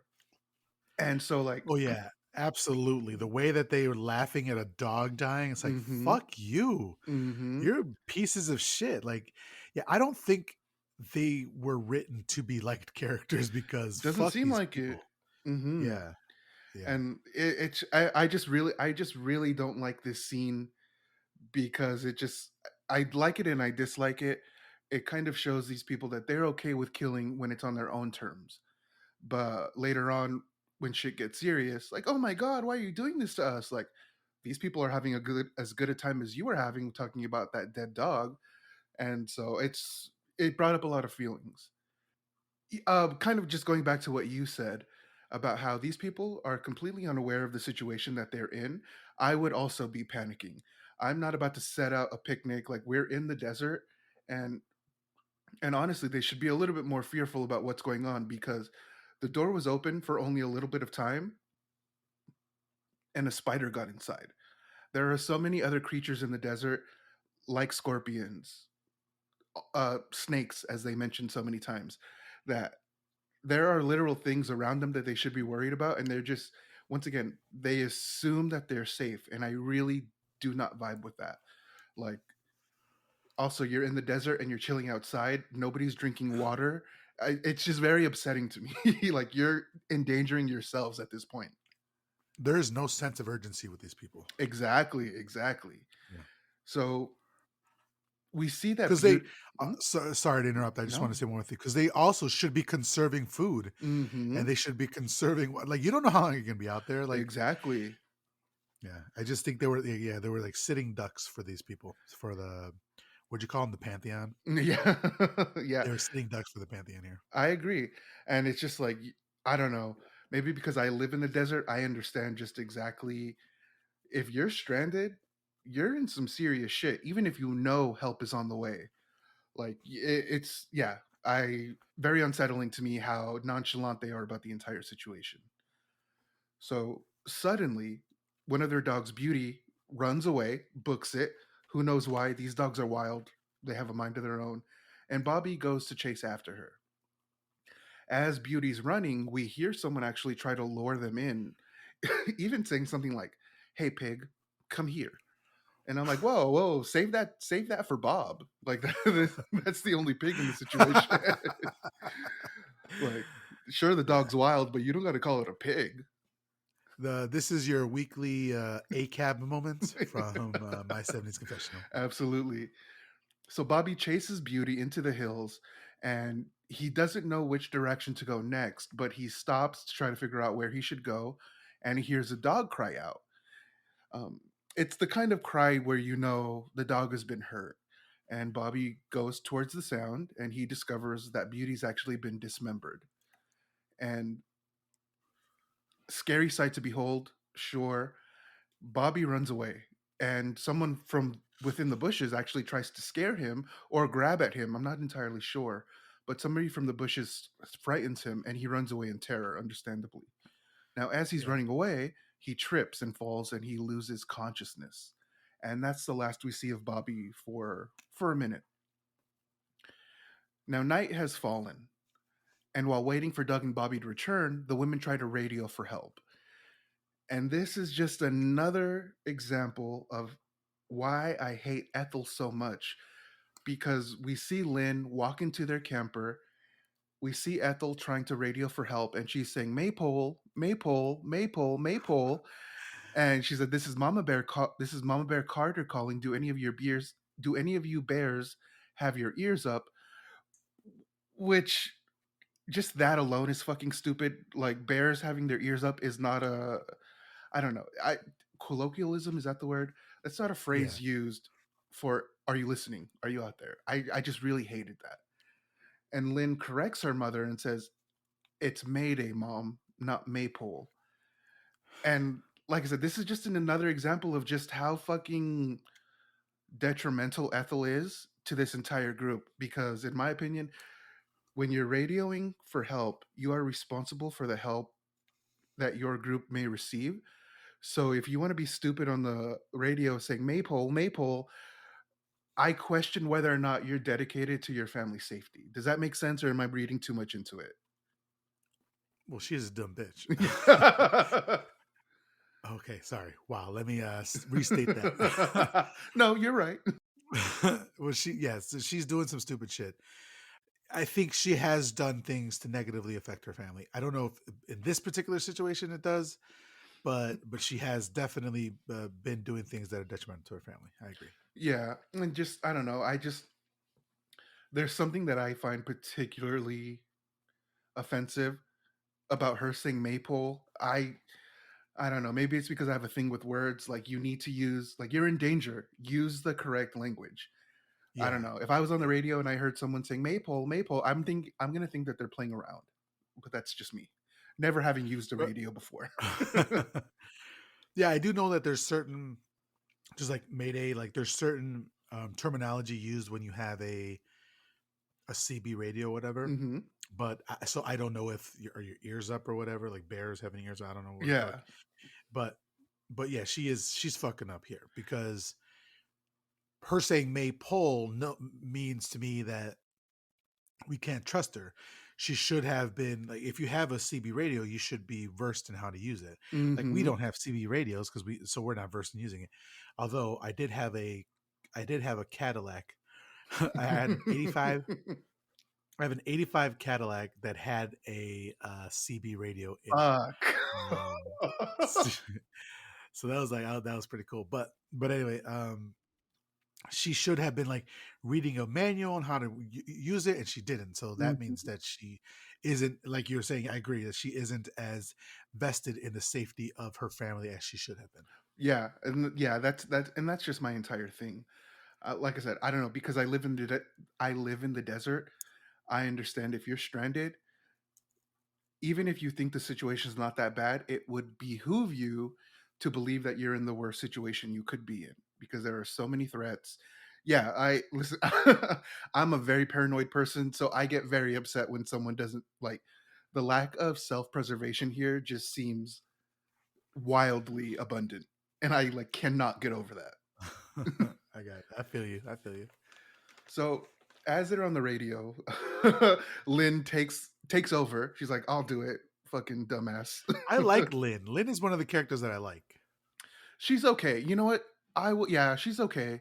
Actually, I don't think I have any complaints about her because actually, Yeah. oh wow, this is actually the second time she's had to correct her mom because her mom was reading the map incorrectly and she's asking for help incorrectly. And I have this whole thing about, I won't get into it, but I have this whole thing about how when people reach a certain age, and that's between our ages, between like 31 and 40, you reach an age where you start raising your parents. And to me, I think that's one of the things that I now realize that I like about Lynn is she's very clearly in that age where she has to raise her parents. And so, does that make sense? Raising your parents? Yeah, that completely makes sense. And I feel like I'm in that situation right now as well with my parents because they are not, they don't know anything about technology. So if there's anything technology basic, we had to do it for them, which is fine. I don't have any problems with it. Hmm. But yeah, and then like also like when their old way of thinking, we gotta like be like, hey, don't say that. Hmm. Yes. Yes. What are you doing? Don't do that. Like, be nicer. Like, don't Hmm. be rude to them. I mean, like, my parents aren't rude people, but I'm saying in general, that's what people have to do. But definitely technology and definitely like old ways of thinking. I have to tell them, hey, don't say that. That's not cool anymore. People don't think like that, or Hmm. just kind of explain. So yeah, I completely understand about that. Yeah, I'm right there with my Sidebar. parents. Okay, go ahead. Go ahead. I was gonna say I'm right there with my parents. One day my mom told me like, "Oh, did you hear that they're raising the age of voting to 21?" And I'm like, "No, they're not." And she said, "Well, I saw it on Facebook." And like the full body cringe. I was like, "Mom, you're the one who taught me about not believing everything I saw on the internet, and you're literally here telling me about something you saw on the internet." that yeah, no. So it was just very like, God damn, things. I don't know if this is full circle. I don't know if this is 180, but like we're back to where I don't know. You taught me about these things. Now I have to tell you about these things you told me about. But yeah, Yeah, you had a complete. Yeah, sidebar. I was gonna say, may or not cut this, but have you seen a TikTok? It's of a girl dressed up as her dad, and she's like a very Latin dad. I think specifically it's a Dominican dad, but she's got like a fake mustache on, and she's like, "Cuando tú tienes tiempo," and it's always like him like asking her to do something on the internet because they don't know how to do it. If you haven't seen it, I'm gonna send you a clip of Please it because do, it's please so do. fucking funny. Like he's got the big beer belly with the short sleeve button down shirt on with the checkered pattern and the jeans, the blue jeans, and like the white New Balances and Oh the hat that God. says like that like you bought it at the flea market and shit like that. Oh man, it's exactly my dad's outfit. It's incredible. I'll send you the TikTok. Thank you. We can move on, but yeah. Thank you. I want to see that. Yeah. So Lynn decides that she's going to take over the radio duties from her mom because her mom doesn't know what she's doing, as with the map. And they actually get through to someone, and they're a little bit alarmed to hear that they hear heavy breathing on the other end when they finally do connect to someone. And this leaves them understandably rattled. I don't have this in my notes, but later on, Ethel goes on to say, once they're bringing Bobby up to speed on their efforts and what they've been doing while he was gone, Lynn says, "Yeah, I heard heavy breathing on the other line," and Ethel says, "It's just static," which is another tally for me of Ethel ignoring her situation, her reality that she's actually in. So yeah, 100%. I And then just Lynn's like, hated it that. wasn't static. Exactly, exactly. And the thing is, like, I think I believe that when you're speaking to your sibling and they tell you a story and your parent cuts in and then your sibling goes back to say, like, it wasn't that. I just believe, at the very least, with Lynn and Bobby, I believe they had enough of a bond to where Bobby understood, oh, Lynn is scared for a reason. Mom is doing what she's been doing and denying, denying, denying. Right. So, Also, are we going to talk about Bobby's Hoochie Daddy shorts? you know what? I wasn't going to because because here's the thing. Like, what's the opposite of a shrimp? You know what a shrimp is? Like when a guy's called a shrimp, it's like you cut the head off and everything else is yummy. Jesus Christ. No, I've never heard that term. Okay.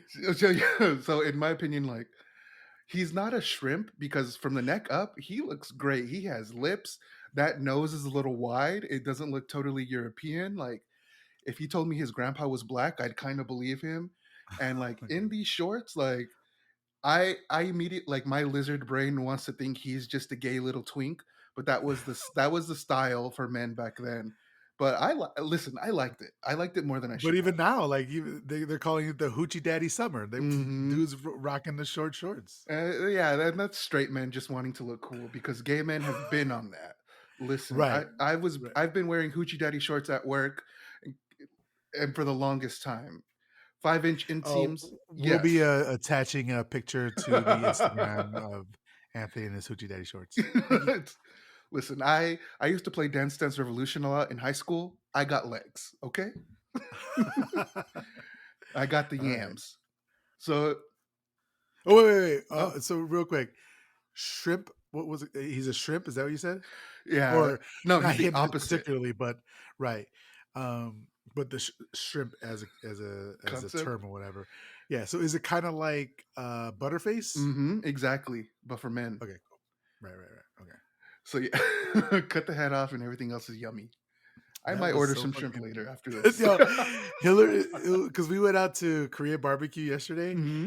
and Hillary ordered the shrimp, and it was like full body shrimp, like with the head and the legs The still attached eyes.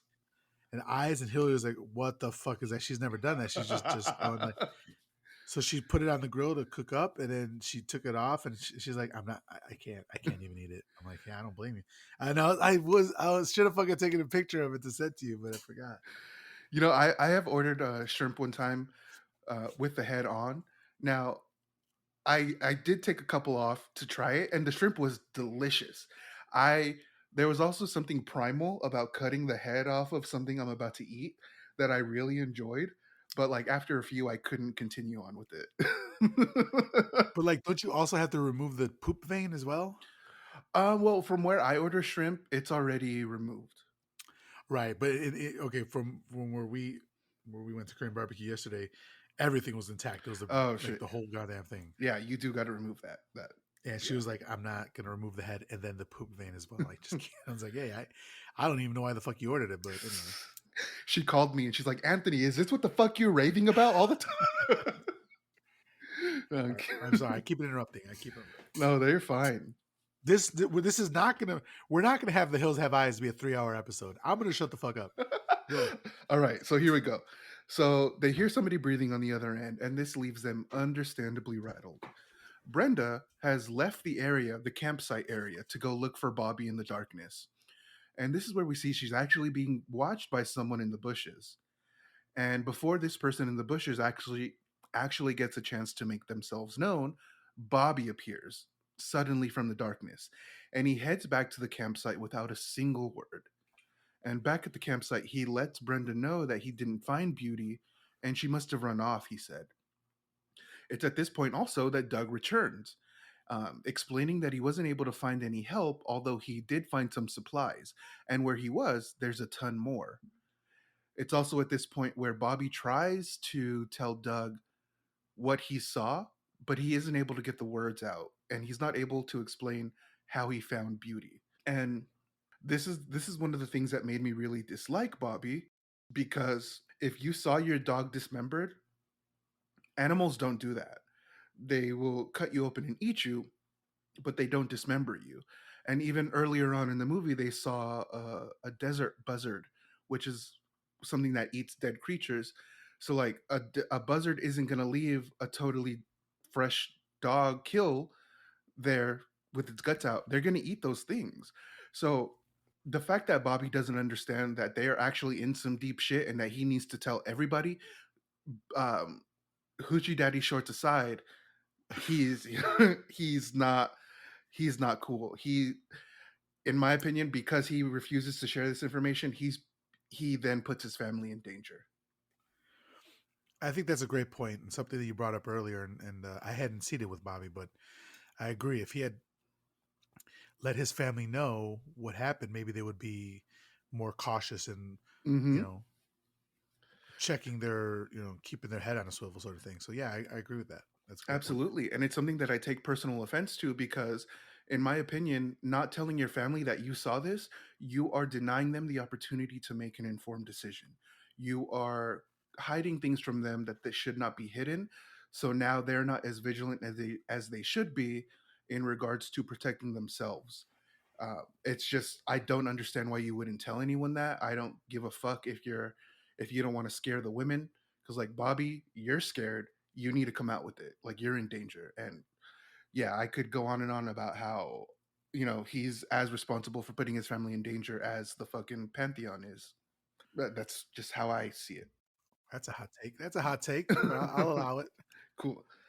So we're leaving the campsite and we see that Bob has actually finally made it to the service station.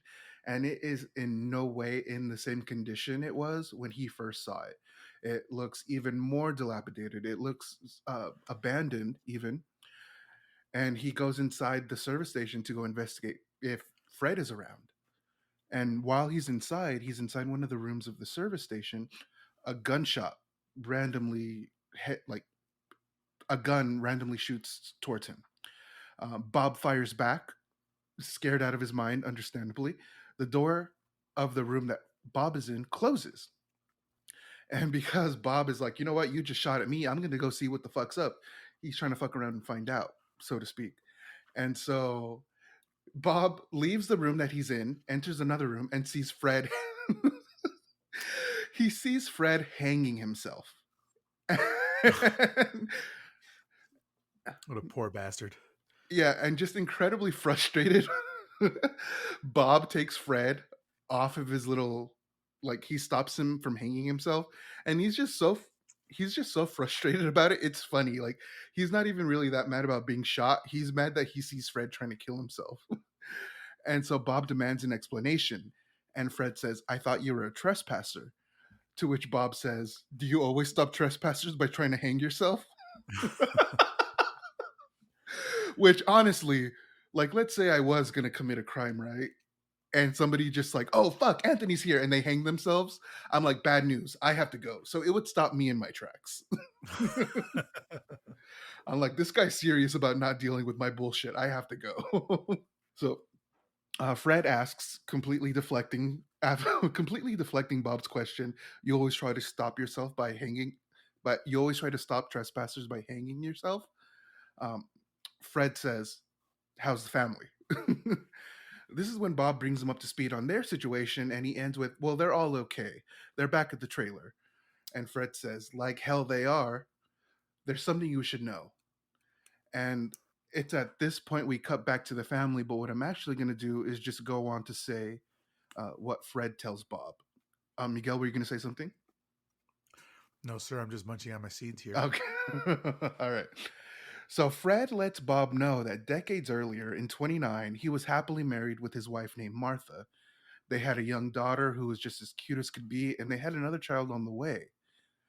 However, something went wrong with the second one, he says.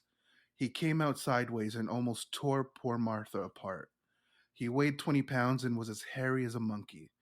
He turned out to be this monstrous mutant that we now know, Jupiter, which is very fitting because Jupiter is the largest planet. Zeus is the Greek equivalent to Jupiter. So this big creature being Jupiter and later the leader of the pantheon, it you know, it's making sense. And I Jupiter like grew. how they're getting you with these Roman gods. Yeah, oh, absolutely. I, Like, hey, Roman, Greek, and Egyptian mythology. If you include those in there, I'm buckled in. I think that's the only reason that you're still kind of even enjoying this movie a little bit is because of Oh, this, and I'm absolutely. here for Absolutely. I'm like, is the mom named Juno or Minerva? I'm trying to find out which god she is. I'm like, where does Ruby come from? So yeah, I'm very I have my own reasons for watching this movie and has nothing to do with the movie. with the movie itself. Yeah. So Jupiter grew up terrorizing the family. And Fred says there would always be quote unquote accidents. A lot of dead animals, dogs would fall down the well, and even a few times he found chickens with their heads bit off, rather. And being in 2022, we all know now that hurting animals, it's the biggest red flag, biggest sign of a potential murderer. And back in 77, when this movie was made, and even then back when this story takes place, it was probably a boys will be boys kind of thing. It was no indication that the child that you brought into the world probably enjoys murdering. And so Fred goes on to say that when Jupiter was 10 years old, he burned down the family's house and killed his own sister. Fred was so angered by this, he hit him with a tire iron across the face, and he thought he was dead. And to ensure that Jupiter was dead, Fred drove him out to the desert and left him there to die. He assumed that if the shot to the head didn't take care of him, that the heat would. However, Fred now knows that Jupiter survived. He even kidnapped a prostitute and raised what he called a passel of kids with her, which I call the Pantheon. So, as Fred is telling this story, Jupiter crashes through the window, grabs Fred, carries him out back, and bludgeons him to death with a crowbar. And we hear Bob say probably the most iconic line in the movie, my name's Emmett and I ain't in it. And he runs off to his family. Okay, Bob didn't say that. Yeah. Right. But that's kind of the vibe he was giving off. And I do want to say just about this scene was for me, I was going to say that this scene is kind of ineffective for me, but I actually want to go on to say this scene was entirely ineffective for me. I don't like that Jupiter came to kill Fred right here in this moment, because Jupiter had decades to kill Fred. I think that this movie just had this scene included to kind of for the audience. It was supposed to like scare us. It was supposed to make us feel a kind of way. But to me, I just found it to be entirely cheap. It's like an elongated jump scare. Like it wanted to scare us, and I didn't like it. Did you have thoughts? I can see where you're coming from. I think what I'm seeing is that he did have months or decades to kill him, but this, as far as we are aware of, this is the first time that Fred is trying to leave, and so he does have a time frame in which to kill him. I mean, they already Mm-hmm. blew up his car so that he couldn't leave. Now Bob has gone in and is asking for help from Fred, and Fred is the only one who knows about these people, so they need to shut him the fuck up quick, because Mm-hmm. then who knows what he's gonna tell them. Oh, they live here, and this is how you get to their cave, and that sort of shit, you know. And so they need to shut him up as quickly as possible. So he's like, "All right, old man, Mm-hmm. now's as good a time as any." And then he does the move before Jason does, because I know in Jason they do this all the fucking time, where a character is standing by the window and then he breaks through the window and then pulls them out. Which I was Yes. like, oh shit, they Wes Craven did this in 1977, way before Jason did. So I just thought that I liked that scene, but I agree in that, like, it all was like convenient, right? Yeah, It's a very that. convenient time for a jump scare, Mm-hmm. because this movie doesn't it hasn't to this point been a jump scare type of movie. And not at all. And I think that this movie, so 20 minutes into the movie is when we get our first kill, and that's the dog. And so I think that this movie kind of understood, like, hey, this shit's kind of boring. Let's throw in a kill. And that's really like I Yeah, saw it from a movie making. Not that I make movies, right? I just fucking watch you movies in watch a my lot of underwear. movies Yeah. But in like your I saw. underwear. Wait, eyes emoji right now. Okay, Listen, I have the house to myself for the week. There's no pants okay, on. So hell yeah, doing the no pants dance. exactly. But So yeah, I completely see what you're saying, that it was like set up. They're like, okay, we need a kill right now. Yeah, I see mhm. Yeah, and that's solely how I that. saw it. And so I said that, no, you're fine. So I said that Bob he said my name's Emmett and I ain't in it and runs away. He actually does look around for a little bit to try to see if Fred is okay, but immediately after finding out that Fred's dead, he does run away. And fuck Bob all day. You're a fucking racist. You get what's coming to you, and I love to see it. But what I do really appreciate about this is that he sees the person he sought for help is no longer available, so he runs. If this was Ethel, she would probably be like, Fred, what are you doing up there? Why are you playing dead? You know, some dumb bullshit like that. And in Texas Chainsaw, it was Franklin. In this movie, it's Ethel. yeah, yeah. God damn, yeah, you're absolutely right. We haven't Just even talked about the connection between Texas Chainsaw Massacre and The Hills Have Eyes. and we So shall. We shall. we'll get, yeah, we should certainly get to that point. So Bob runs, he's running in the desert, and he's being taunted by somebody. Somebody in the bushes or the darkness is saying something like, Daddy, Daddy, come help me. Or just a few more minutes, just a little further. Chest hurts. Which tells me that this, like, we have several indications that whoever is making these sounds has listened to the conversations that this family has had. So this does add a creep level to me, which I particularly enjoy. However, I don't think they do enough with it. And I love because the fact that they shit talk him while he's running, but I yeah, agree. I chest wanted more of hurts. this shit talking. Yeah, and it even says "dirty little gun." Dirty. I don't know what that. I don't know what that means. Like, if we want to talk about policing and how they use their guns to commit atrocities, it is a dirty little gun. But like, I know Mhm. that's not where we're coming from. So, because Bob, he's not only old but has a bad heart, he collapses in exhaustion. He is now at the mercy of Jupiter. And later on, we see Jupiter preparing Bob's body for something that we don't know quite why yet. And that's where we'll leave that for the moment. Now, as this is happening, we cut to the lair of the Pantheon, and Ruby is outside in chains eating Beauty's remains. She hears the howling of another dog and she assumes that it's Beauty's ghost. And this causes her to lose her appetite, which I found kind of interesting, but at the same time, I also thought this scene was, once again, to pad the runtime, just to fill it up with more, because she tried to run away. Fred told her that there would be hell to pay. So I kind of didn't really need to see her dealing with the consequences of trying to run away. To me, it like I get it, but I don't think I needed to see it. What do you think? Um, I don't know if we necessarily need to see the consequences, but we do need to know that she's on the outs with them, and Okay, also okay. I want to see how depraved they are. Like, y- there's a difference between just like murderers and like murderers, cannibals, and like people who eat dogs. Like you could be a murderer, but if you're murdering, but you're like, stop it, dog killing. Okay, okay, sure. But if you're a murderer and you eat dogs, like if you're Michael Myersing it, like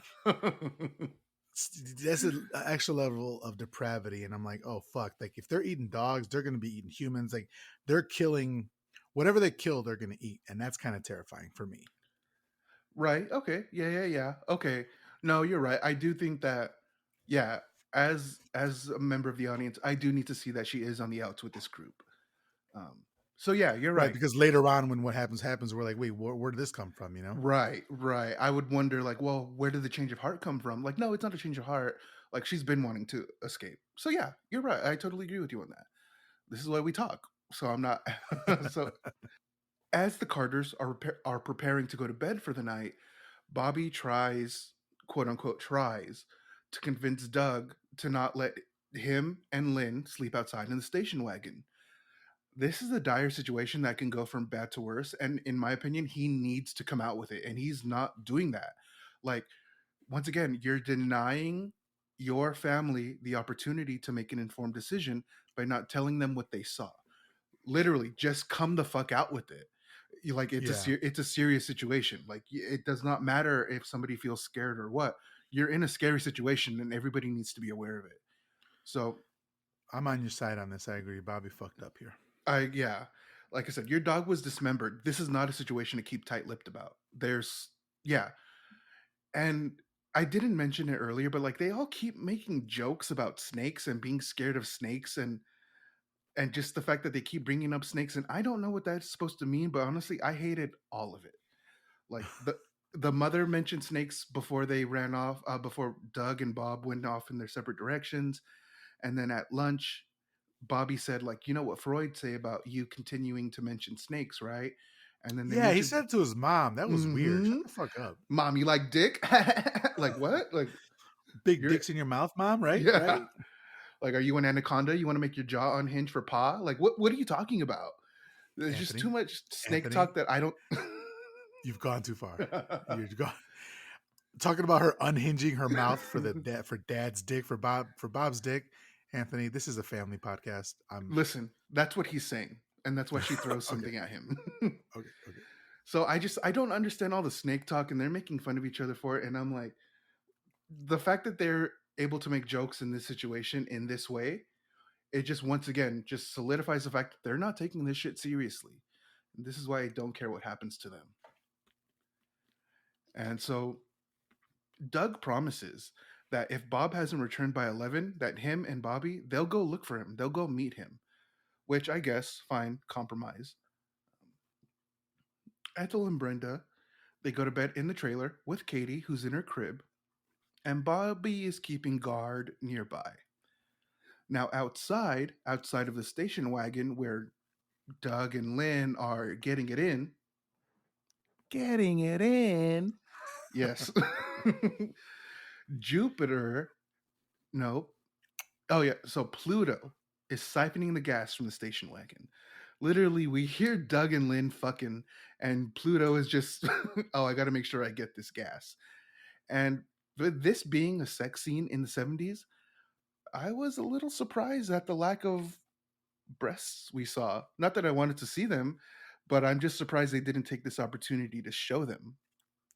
Well, actually, Craven had to cut back on this scene because he wanted to make it an R rating or whatever. He didn't want an X rating, and that's what they were going to give an X rating. So he had to cut back a lot of the scenes. So that's why you don't see a lot of bush, a lot of 70s bush in here. So it was there, we just didn't see it. Okay, okay. Exactly. Yeah. So, all right.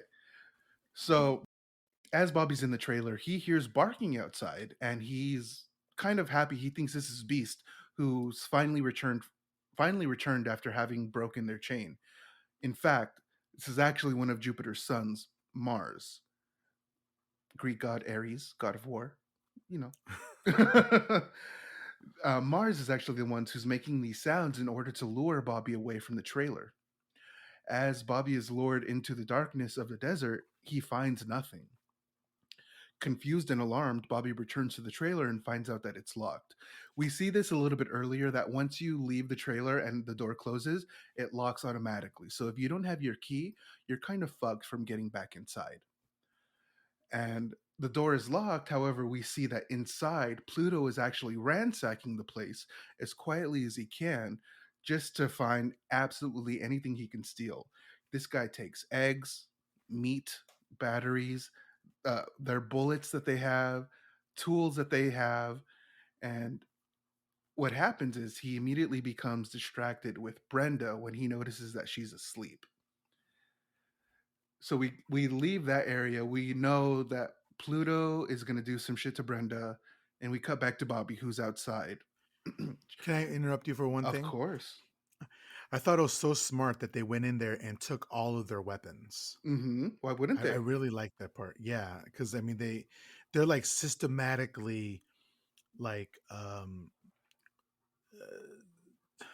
what's the word I'm trying to say? Disabling? Yeah, like they're systematically taking away anything that this family can do to Mm-hmm. fight against them until it's gonna be like the last siege sort of thing. And Mm-hmm. I really like that aspect of it.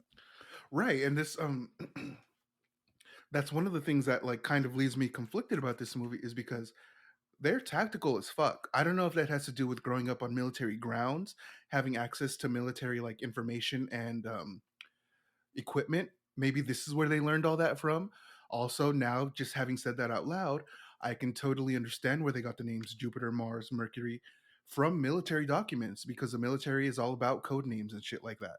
Okay, who taught him to read? I assume Jupiter. However, back Okay, in because he was 1920, like 10 when he got yeah, I was gonna say, but however, back in 1929, 1939, when he was 10, reading wasn't that big of a deal. Maybe the sex worker that he Yeah, kidnapped. they're smart. Yeah. Yeah, absolutely. Yeah. Maybe. She's like, you know what? I'm not about to have this man fucking me if he can't even read. So so Bobby interrupts Doug and Lynn after a few minutes of contemplating whether or not he should, because we can hear them fucking. He knows what they're doing. And That was so a he funny scene. I like that part. Yeah. it's like I don't know. Yeah, it was just a great scene. Like I don't know how I would feel even if my life was in danger. Like I understand that we might all die soon, but like let me let you get your nut off. I don't know. Well, it's so embarrassing for everybody, and he's like, "Ah, I don't want to." He has to hear his sister getting fucked, getting Mhm. her getting her tracks pulled out, and all that shit. Like she, Tracks. like he doesn't want to hear that, but he has to. And he doesn't want to interrupt. It's actually very thoughtful of him, but he actually ends up, you know, interrupting them, and they're fucking angry about it. Yeah. Which, same, right? And also, you know what? I've been on vacation with a partner before. I kind of I don't know. It's my opinion because I told him like, "Hey, like I we're not sneaking off to go fuck. We're not fucking like around my parents. But this is just me being super anxious and I don't want to get walked in on or I don't want anyone to be like, "Oh, what were you two doing?" So Right, like right. I feel like as a married couple, they shouldn't really be expecting to like try to fuck. But also, if Bobby would have just been open with them about what happened earlier, they wouldn't be in the mood. Right. So, Maybe they would have. I don't know. They're freaky. Maybe they would oh god. You know, maybe that would have made for a better movie. I mean, you know what? So Bobby decides that he's had enough. He needs to get into the trailer, and he finally asks Doug and Lynn for the keys. Lynn and Doug are understandably upset because he just interrupted their time. Um, and this is when he breaks down. He finally can't hold it in anymore, and he lets them know that Beauty was murdered. He claims that he tried to tell them sooner, but in all honesty, he didn't really try. He thought about it and left it at that. So, as Bobby's trying to get the keys from them, he's breaking down, telling them what happened to Beauty. Suddenly, we hear this tremendous explosion in the distance. And this explosion is followed by the sound of Bob screaming and yelling in agony. This man, he's been impaled to a cactus and basically set ablaze by Jupiter. And this was a trap to lure them away from the trailer. Now, from the trailer, Ethel hears her husband's screams.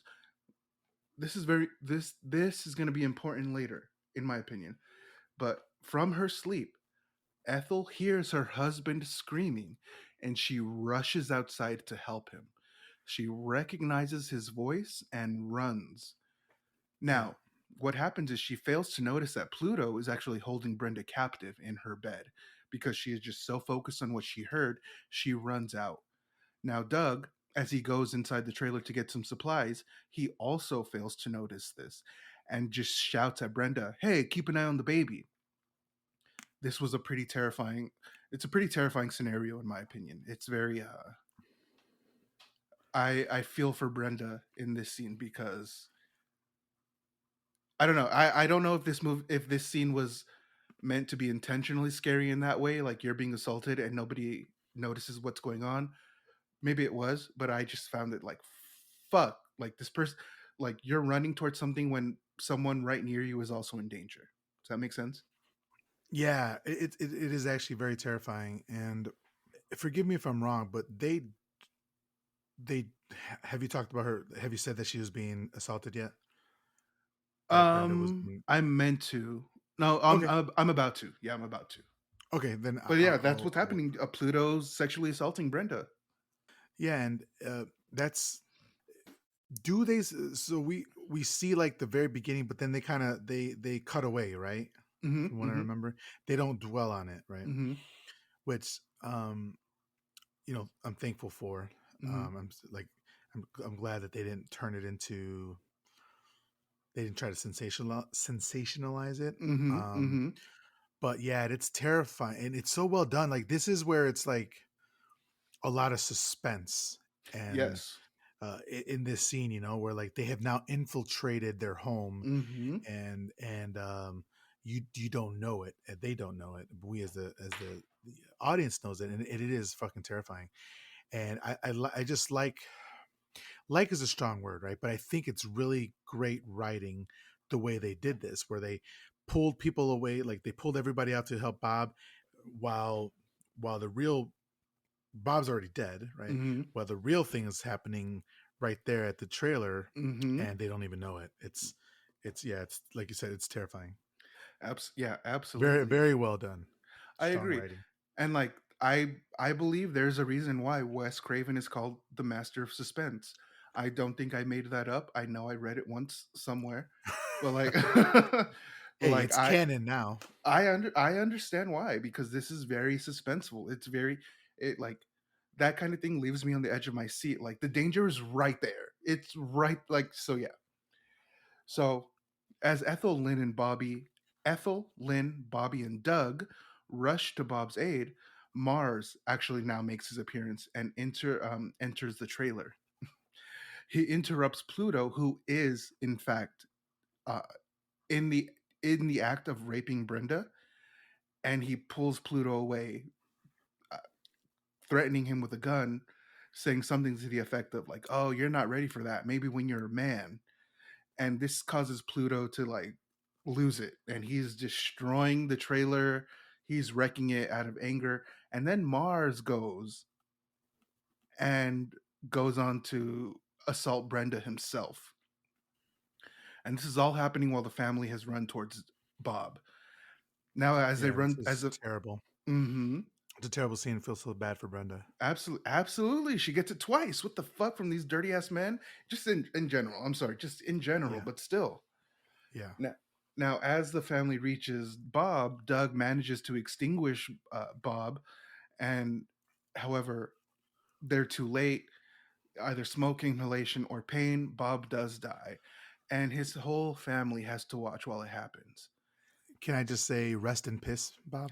I was going to say, quite frankly, we're not sad about No, it. not Bob, at all. how about those niggers with the arrows now? Don't seem as bad, huh? Hmm. Jeez. Yeah.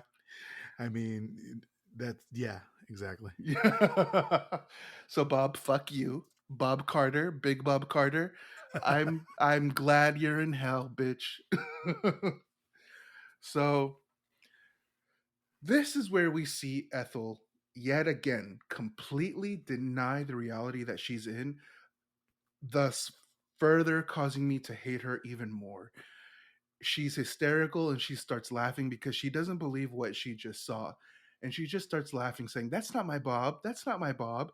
And like you can tell, she's laughing to convince herself.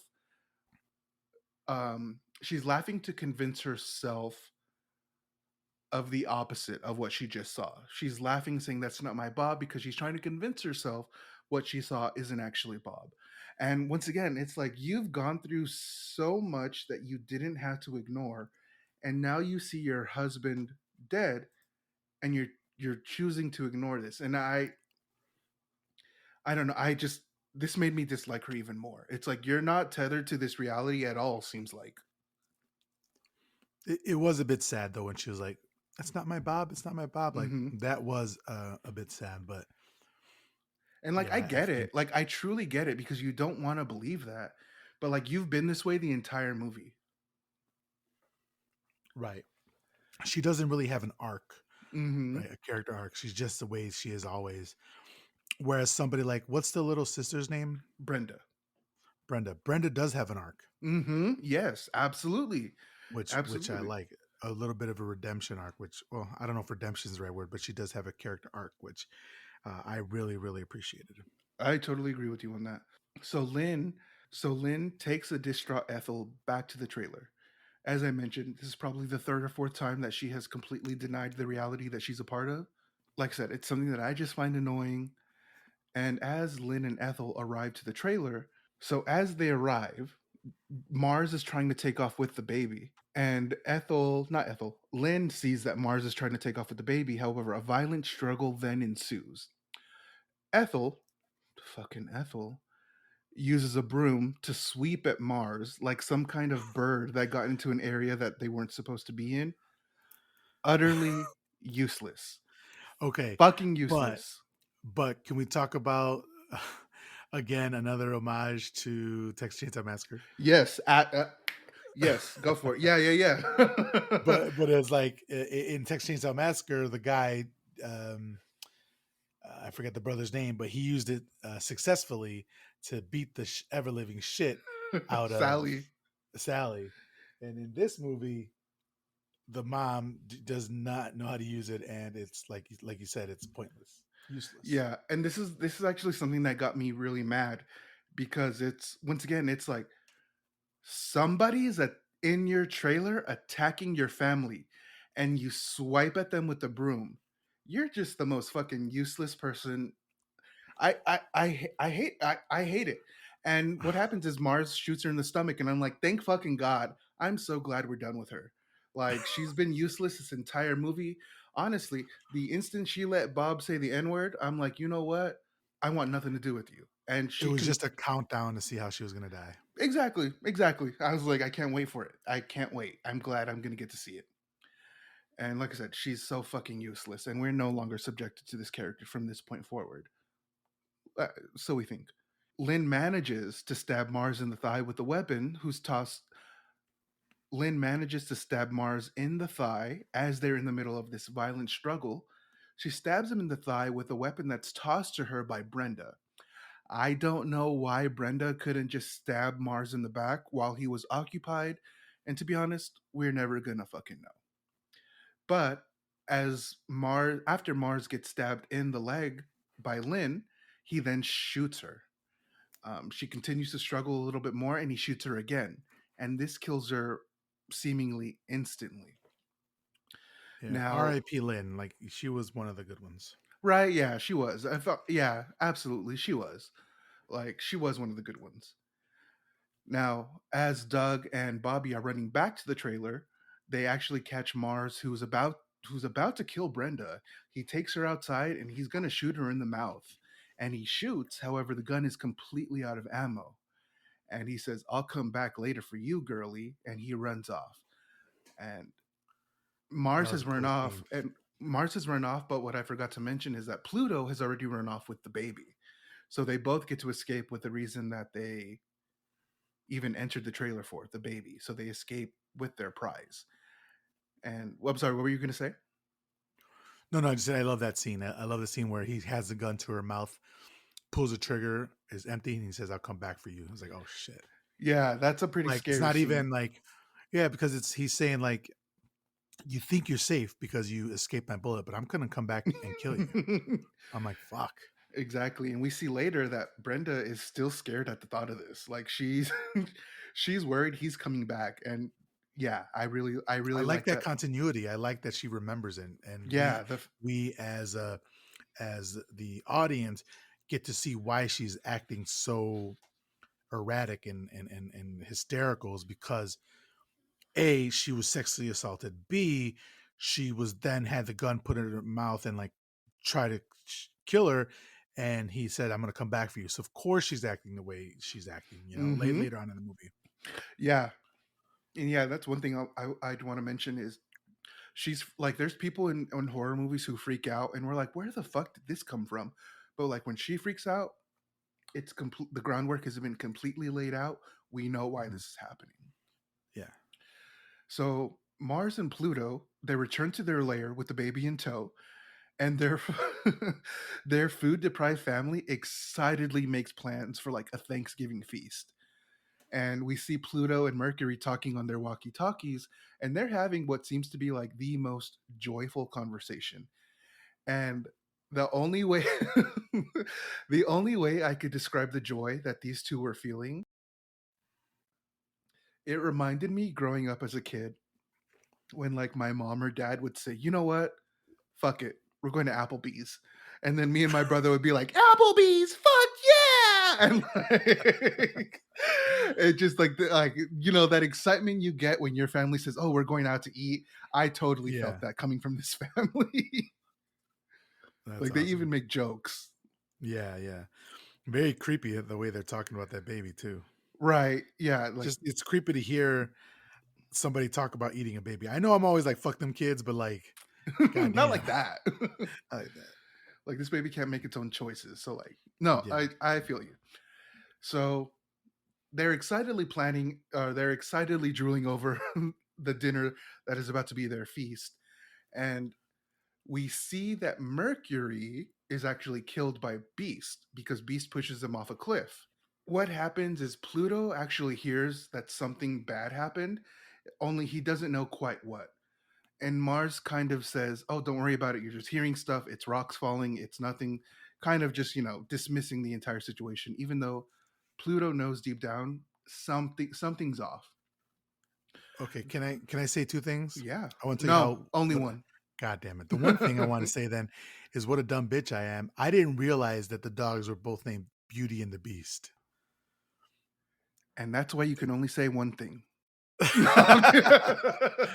Like I kept this separate. But the other thing I was gonna say is I found it, I loved when it happened in the beginning, I was like, okay, eyes rolling, but I like how it played out later on. When Beauty was barking and somebody said something like, I'm surprised the beast isn't barking. And they're Hmm. like, oh no, the beast is really quiet up until the moment where he's about to get his prey. And I was like, Yeah. and when they first said it, I was like, nah.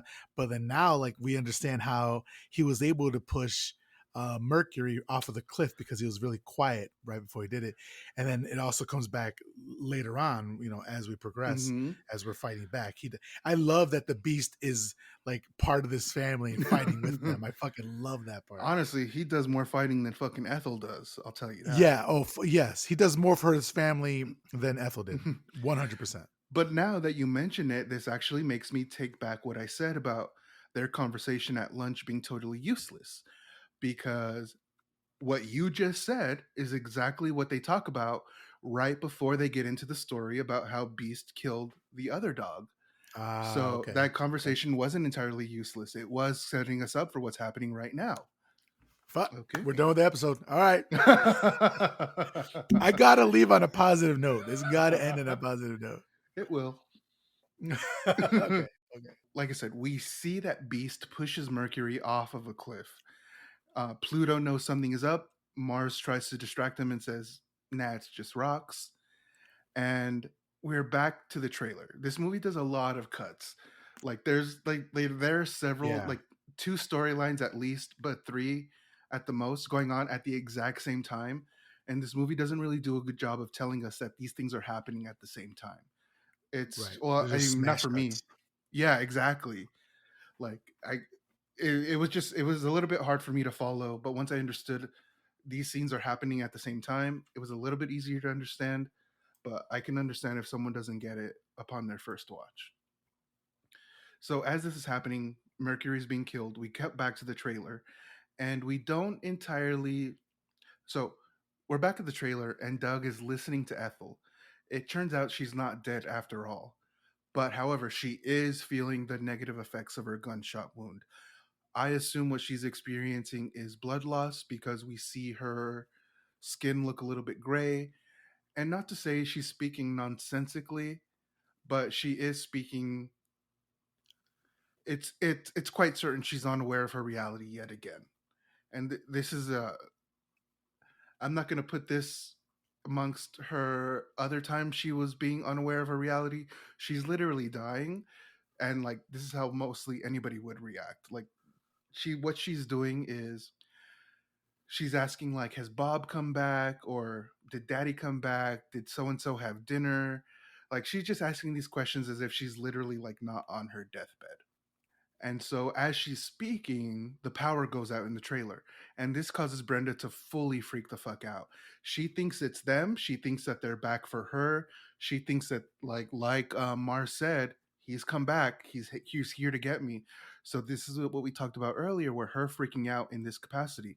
It makes 100% sense because everything that's gone wrong, and I'm sure that she understands it at this point, everything that's gone wrong is because these people have had a hand in that. And so she just assumes this is more of the same. This is more of them fucking with her. So we see now that the dog has actually carried Mercury's walkie-talkie back to Bobby and Doug. And we overhear the father, Jupiter, vow to avenge his son's death. And somehow he's aware that the dog is responsible for pushing Mercury off a cliff. I don't know. I don't know how that came together. Yeah, me neither. But he figured it out some way somehow. And we see that Jupiter swears revenge to Bob's dead body, as if there's no reason why this family would want to attack him. Like, this is one thing that really kind of took me out of it. Like, Jupiter is swearing revenge as if his family was personally offended. Like, you your kids raped a girl, killed them, put them through this torture. If you lost one person, it's literally because of everything that you've done. I don't Yeah. know why Jupiter is so mad. Well, they're like the Firefly family, right? They think they're in the right for everything, and the Sawyer family as well. Yeah, you're absolutely right. So Jupiter goes into a rant about how he's going to kill Bob's kids, and he's going to, as he eats pieces of his body. I thought that was kind of Yeah, cool. I you it's know it. fucking horrific. This cannibalism right here. That these Mm-hmm. you're being shit talked to while the person who's shit talking you is eating part of you. Mm-hmm. Fucking crazy, man. It's crazy. And you know what? But do you remember when we were talking about how I told you that white people ate black people who were lynched or when they were burned? Yeah, yeah, yeah. So there's something that Jupiter said when he had the baby, and he said, "We got some real powerful food now." And it made me wonder, like, what does that mean? Um, so, like, Mm. it kind of made me think of, does it have something to do with eating people and gaining the power you think they have? Which, like I said, Yeah. when they ate black men's penises to gain like vitality and that dumb bullshit. However, Jupiter being the equivalent of Zeus, um, Zeus's father Kronos ate him and his siblings, and Zeus broke out. So there's something to me about eating your family or eating people that, like, I think ties into this Roman mythology, this god, these deities, but also our actual history where people did eat people. It's just something that, like, I found kind of interesting. I wonder if there was more to that, but I didn't look anything up. Right? Right. Yeah. No, that's very. That sounds really, really interesting. Yeah. I wonder if there was something there. I think there has to be, but I don't want to give this credit. I don't want to give this movie credit that it didn't earn. Right. Right. Right. So we cut to back to the trailer after Jupiter swears his revenge, and we see that Ethel hasn't made it through the night. Now, Ethel hasn't made it through the night, and while Bobby and Brenda are still trying to radio for help, Brenda is actually the one who finds out that Ethel hasn't made it. And this just causes her to be distraught because, of course, that's her mother. Like, you thought you were going on a vacation, and this ends up with both of your parents being dead and you getting sexually assaulted. Literally, any little thing that adds to the stress that I'm feeling at this point in time is going to make me feel distraught because I'm like, how fucking worse could it get? So I get it. Yeah. And she lets Bobby know that their mother has passed away, and this is just a very sad time. At this point in time, them realizing that their mother is dead, Bobby actually is able to get in contact with somebody on the radio. And the person on the radio says that they're Air Force rescue. And one of the first questions that they ask of Bobby is, "What are your defensive capabilities at this time?" Now, I don't know about you, but I immediately knew this was a weird question. What did you Yeah. think? Yeah. Yeah. Same. Like, Yeah. not where are you? Like, what is Hmm. happening? No, like, hey, what what do you have to stop the people who are attacking you? Exactly. And it's like, it's not that I know anything about military communication, but my assumption is they're going to ask you where you're at in relation to, like, how far away you are from them. And then they're going to say, "Okay, we'll be there in 2 hours. Can you hold tight? Do you have anything to defend yourself?" Like, they're not going to immediately ask, "What can you do to defend yourself right now?" I don't think that's going to be the first question. Right. Yeah. So I agree. it's quite clear to us that somebody was fishing for information just to find out how good of a chance they had should they choose to attack the people in the trailer. And Bobby is instructed to just stand on your head. That's what the Air Force says. And Bobby's like, "Okay, is that code for something?" To which the response is, "Just sit on your head with your thumbs up your ass." Sir. Yeah, Sir. like, whoa, like, will that get you here sooner, or like, what's going on? How's that going to help? And the person on the other end is no longer able to hold in their laughter. And now Bobby realizes he's talking with, like, what, one of his attackers, assailants, somebody who wishes his harm, Pluto.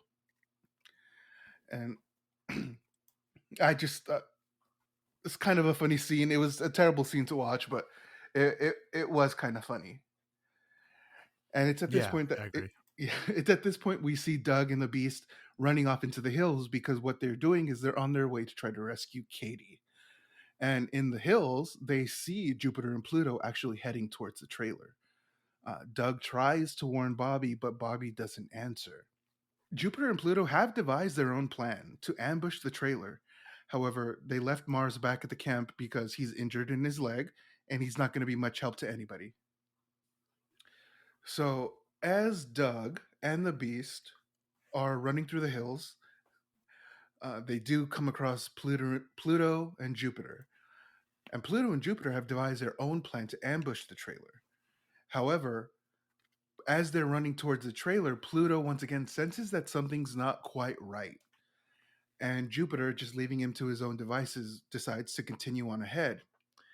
And this, as Pluto is still trying to figure out why he doesn't feel everything is quite right, the Beast attacks, just whizzing by Pluto, completely distracting him. Like literally, just he flung himself at Pluto like a football, and this this makes Pluto fall to the ground. And so, as Pluto is now at the ground, the Beast attacks Pluto's ankles and drags him, literally drags him so far away that Pluto can't even find his knife anymore because he's not within reach of it. And Jupiter intervenes. He shoots at the Beast, causing the Beast to run away. Enraged, Jupiter radios Mars. He's Jupiter is enraged at the fact that the people he's trying to kill are attacking back. So he tells Mars, "Kill the baby." And as Mars goes to kill the baby, Ruby really doesn't want to have any part of that. So she hands Mars a blanket, and Mars takes the blanket. He takes it over to some area to go kill the baby, and we find out there's actually a baby pig in there. And this is I didn't mention it earlier, but this is the baby pig that we actually saw in the beginning of the movie that was in the back of Fred's truck. Oh, Which I if the hadn't even thought of that. Yeah, uh, that's a good point. but also like if the truck exploded, the pig's not alive unless they took the pig, which yeah, it makes sense so they could eat it, right? Yeah, I think they would have taken the pig because they're not wasting any food. I would hope so. I would hope so. Yeah, let's say that. So, yeah, so Ruby actually gives the pig to Mars, and Mars, realizing he doesn't have the baby, also enraged. However, at this time, Ruby runs off with the baby, and she runs off so far she actually catches Doug. Doug freaking out is like, "Give me back my fucking kid! Give me back my kid!" And she like, Ruby's like, "Who are you?" And but she hands the baby over to him anyway, and they kind of join forces. And while Mars is in hot pursuit, now Bobby and Brenda back at the trailer, they're anticipating another attack. They know that whoever has been attacking them thus far is gonna go back and try to attack them again. And this is when somebody, Bobby or Brenda, come up with the idea to use Ethel's corpse as a decoy in some sort of like elaborate booby trap. And with as much as I dislike this movie and with as much as I dislike the characters in this movie, I could absolutely appreciate how torn up Bobby and Brenda were about having to use their mother in this way. To me, I was totally convinced. They seemed sad, they seemed disgusted, and they seemed sickened that this is what they have to resort to. So I am going to give this movie points in that area because I was convinced that they were upset about what they were doing. Miguel? Hmm. So I thought that this was such a good idea. Like we don't know yet what they're using her for, Mm-hmm. but I love that they're going to use her anyway. They're not like, oh no, like her body is like should be Sacred. respected and it's yeah sacred and we're going to protect her body over everything and if that means us dying and then that means us dying. No, like Mm-hmm. you're Mm-hmm. I'm not religious. Your body once you're done is gone. Like I'm not saying like to beat up dead Mm-hmm. bodies or whatever. All I'm saying is like I'm sure their mother would have loved the fact that they were able to live because of her body. Mm-hmm. So Absolutely. I'm right there with you. yeah, so the fact that they were willing to do this and the fact that she's Brenda has now come around and now has her redemption arc and she's like, Mm-hmm. okay, She's done being She terrorized. understands the situation. One She hundred knows percent. they're in danger and she's in survival mode. It's like finally. Yes, because she steps up because Bobby wasn't, right? Mm-hmm. And she's like, Mm-hmm. okay, you didn't protect me. I need to protect myself. And so this is what we're gonna do and get on board with this or get the fuck out, you know? Mm-hmm. So I really, really enjoy, especially at this time, like 77 in 1977, when like, we're just women weren't like being used as like heroes in these Mm-hmm. movies, and to show that she is done with the bullshit and she's gonna no longer be terrorized. Like I love that part. I loved it. I'm right there with you. Absolutely. So we cut back to Pluto, who has been separated from Jupiter, and what Pluto is trying to do is he sees Beast and he's trying to corner Beast so he can kill him. Now, as Pluto is trying to search for Beast, Beast actually catches him off guard and attacks his throat. We then see Jupiter approach Ethel, the Ethel booby trap, and the trap that Bobby and Brenda have set up doesn't quite work. The plan was to get Jupiter near the body so they can then use the car to kind of reel in the rope that they have set up, which was supposed to capture Jupiter's feet and drag them towards the car. However, because Pluto siphoned the car of its gas earlier, they're not able to fully reel in the rope that they have set up to bring Jupiter in. So this plan not inevitably, this plan fails. Now, It fails, but for two things. One, I love that it's Brenda's idea and it's fucking genius. It's a great idea. mm-hmm, Two, I love the fact that we call back to when the gas was stolen. Like right. all that coming together, great. I love it. Great I writing. hmm, I like what happened. No, Okay, all no, right. but I do really enjoy the fact that their car being siphoned of its gas has effects, and so Yeah. it is really cool. This movie does really good, not even foreshadowing, but like laying the groundwork for what we see later on. So yeah, Yeah, I do cause like and that. effect. I like that Exactly. something happens and something happens because of that. Like I like Hmm. that. There's rep, replications. What Repercussions. repercussions? Thank you. There's repercussions for what happens. So it's I great. agree. Yeah, I like that. So they this plan quickly fails, and immediately they already have a plan B set up. This trap that they have set up is gonna cause the trailer to explode. Uh, the plan is to have Bobby and Brenda hide in the trailer once Jupiter is after them. Now, what their plan is, because they have their gas tanks on in the trailer, they're gonna escape through the window. They have a match set up at the door, so when Jupiter rushes in, the match is going to be lit and all the gas that's been let loose in the trailer, it's going to cause an explosion. And so what happens is Bobby and Brenda run to the trailer. Jupiter chases after them. They run out of the window. They get some distance. And from the distance, they see that the trailer explodes. And Bobby and Brenda, they're excited. They celebrate. They think that they're home free.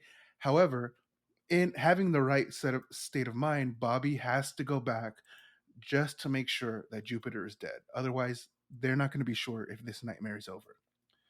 Now, somehow, some way, Jupiter survives. Listen, movie magic. That's all we're going to say. But if this was a real explosion, if this person opened the door and caused this explosion to happen, they're not surviving, feral or not. So, Yeah, so I think he wasn't as stupid as they thought he was, and he smelled the gas. That I think it was propane mhm. gas that was in there, and so he was very curious about it. But then we did cut away, so I don't know how he got the um, trailer to explode. Maybe he threw something in there instead of opening the door, and so he was farther away, and that caused the trailer to explode. Maybe, yeah. So I think something like that happened, whereas as opposed to him just trying to open the door, because they did show him thinking something was up.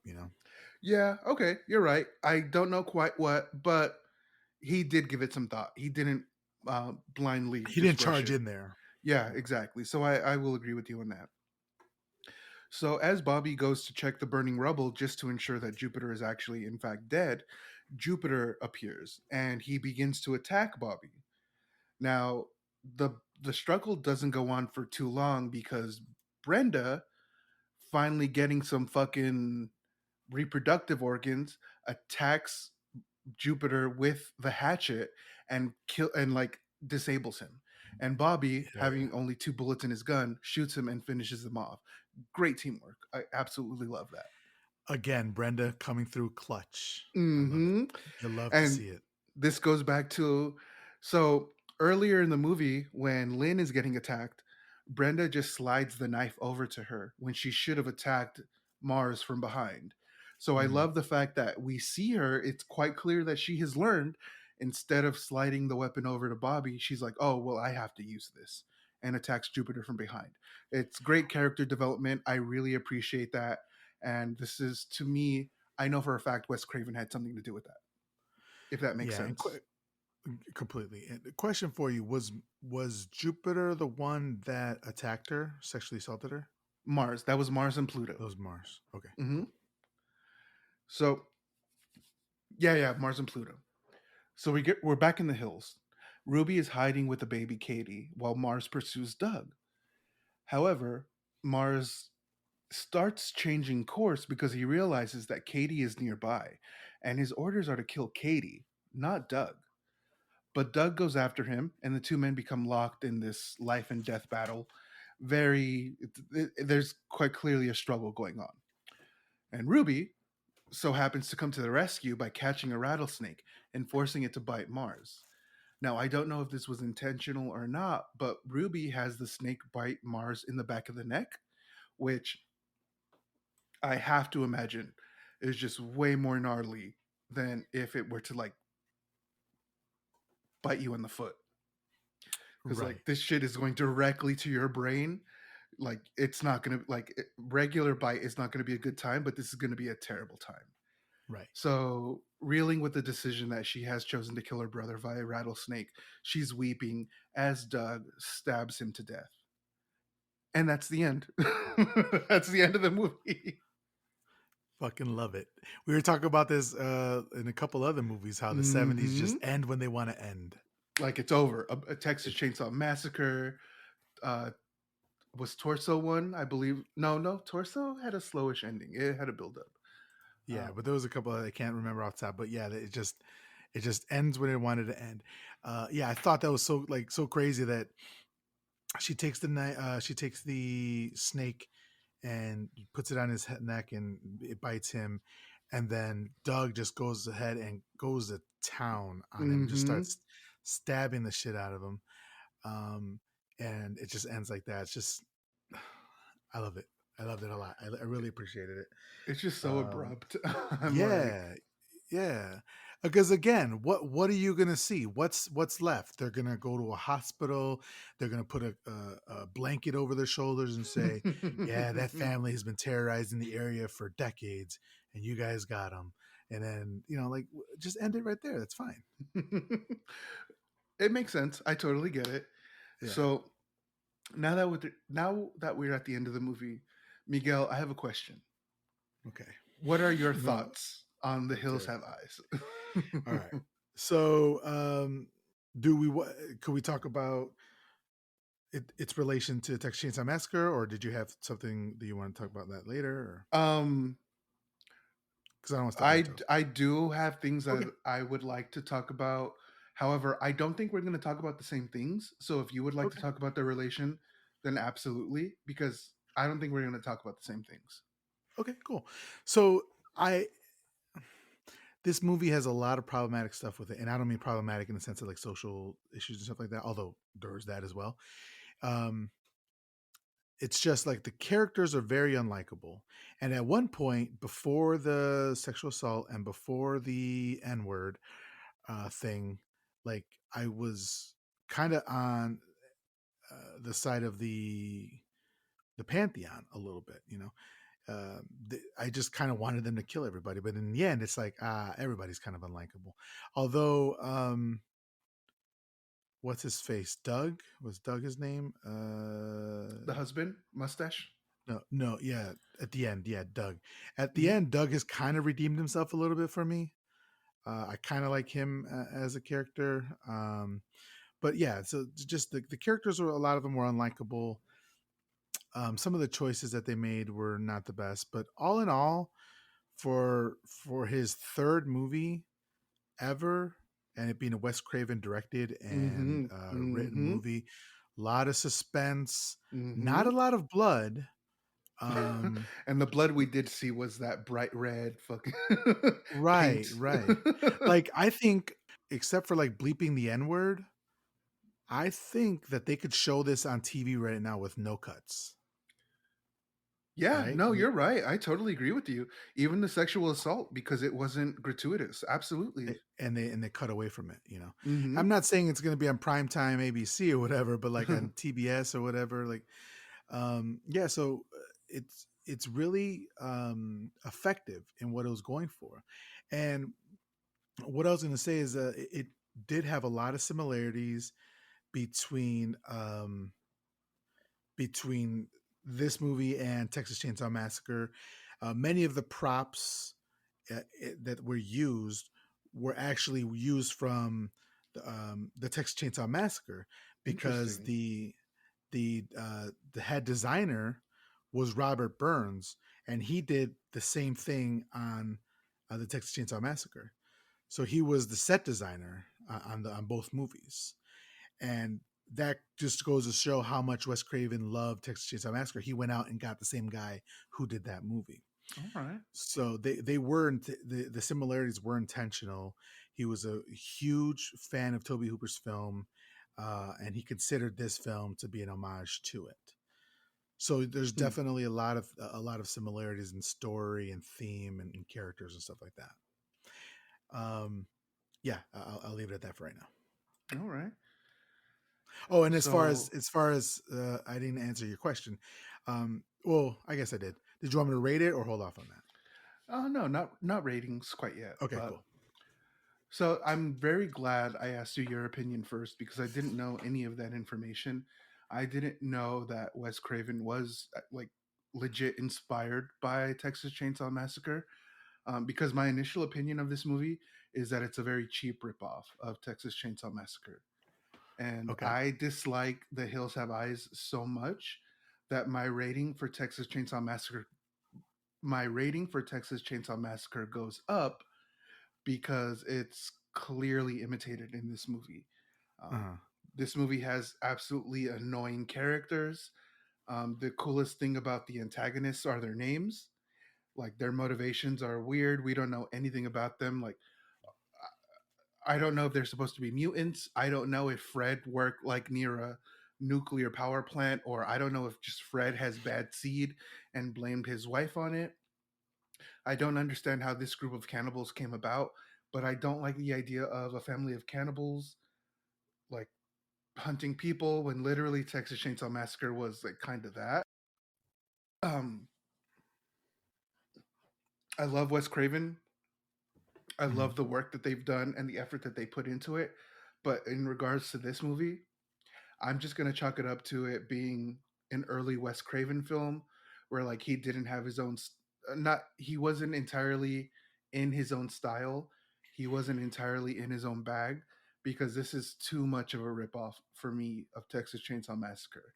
And like if you're gonna rip off a movie, why not rip off a good one? Oh, wow. Wow, what a the utter disrespect. I Yeah. was like, it took me a second. I was like, yeah, yeah. Oh shit. Okay. Wow. I see. I see now. Just wait until we do uh my Y2K confessional, okay? Because I'm a shit all over those movies. Honestly, you know what? You're welcome to it. I don't think you have any ground to stand on because I'm gonna show you hits. Like Okay. All right. All right. so like let's get into ratings because here's my thing. Excuse me. I don't like this movie. I think that's because the family is absolutely insufferable. Uh, Big Bob, you got what was coming to you. Fuck you. Ethel, you were so annoying. I'm not. You will not be missed. Bobby, you got those hoochie daddy shorts. I'm sure you're gay. I'm glad you're here, but we don't care.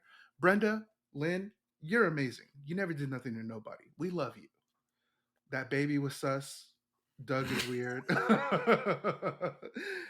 um, so yeah, what is your rating out of five empty gas cans? I don't No, no, no, no, no, no, no. I see know. what you did. You had me go first so that the positive thing happened, and then you said the negative thing.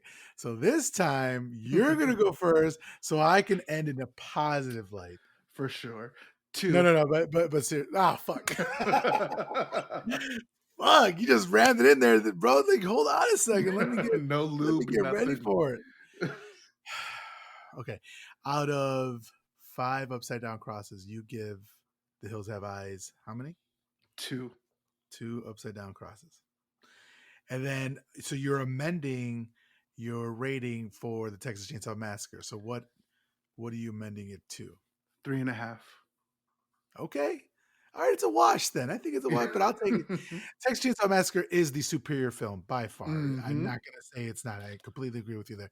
So if having watched this movie, you gain a deeper appreciation for the other movie, I'm cool with that. I'm fine with Yeah, that. because how much I hate this movie, I understand how much better Texas Chainsaw Massacre actually really is. Okay, I felt like I said it in a nice way, and you had to restate it to say that you hated The Hills Have Eyes. It's I don't think it was garbage. okay. I'm laughing outside to stop from crying inside. I would okay. So for me, I would say I'm at 3 upside down crosses. For And the Hills Have remember, Eyes? for the Anthony, Anthony, I was respectful with your rating. Well, somewhat respectful with your rating, but I will not have you belittling my rating. Yes, 3 upside down crosses for The Hills Have Eyes. Out of 5, and keep in mind, I gave the Texas Chainsaw Massacre 5 upside down crosses. That's a perfect movie for me. Uh.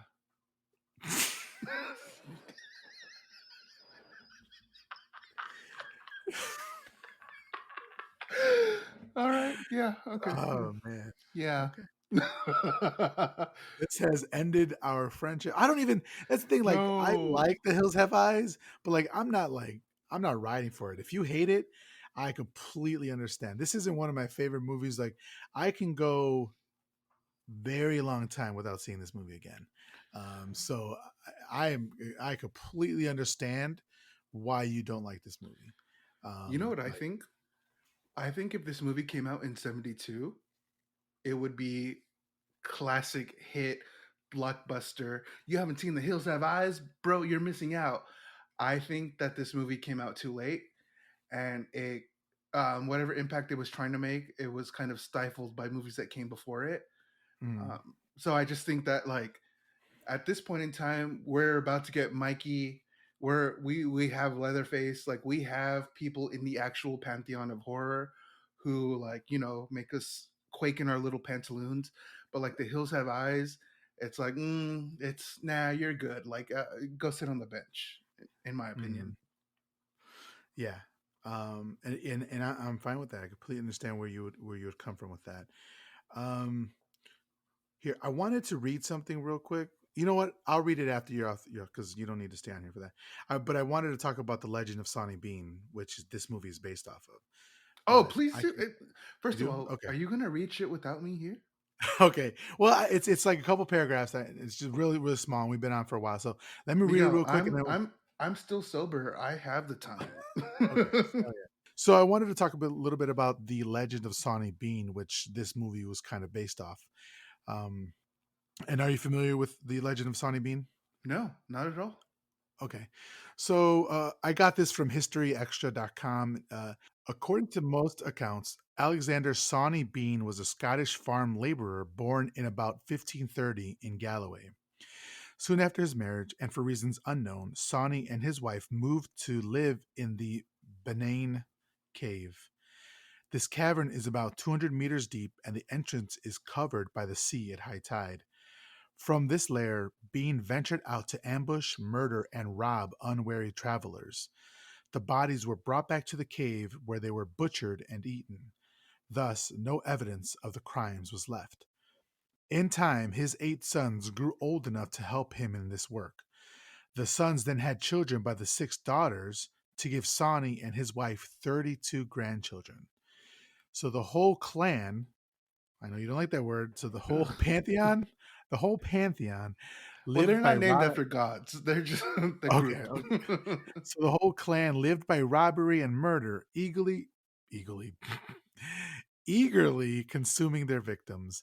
Eventually, a man escaped an ambush and survived to raise the alarm, and a force of royal soldiers set out to hunt down the gang of outlaws, who were then executed.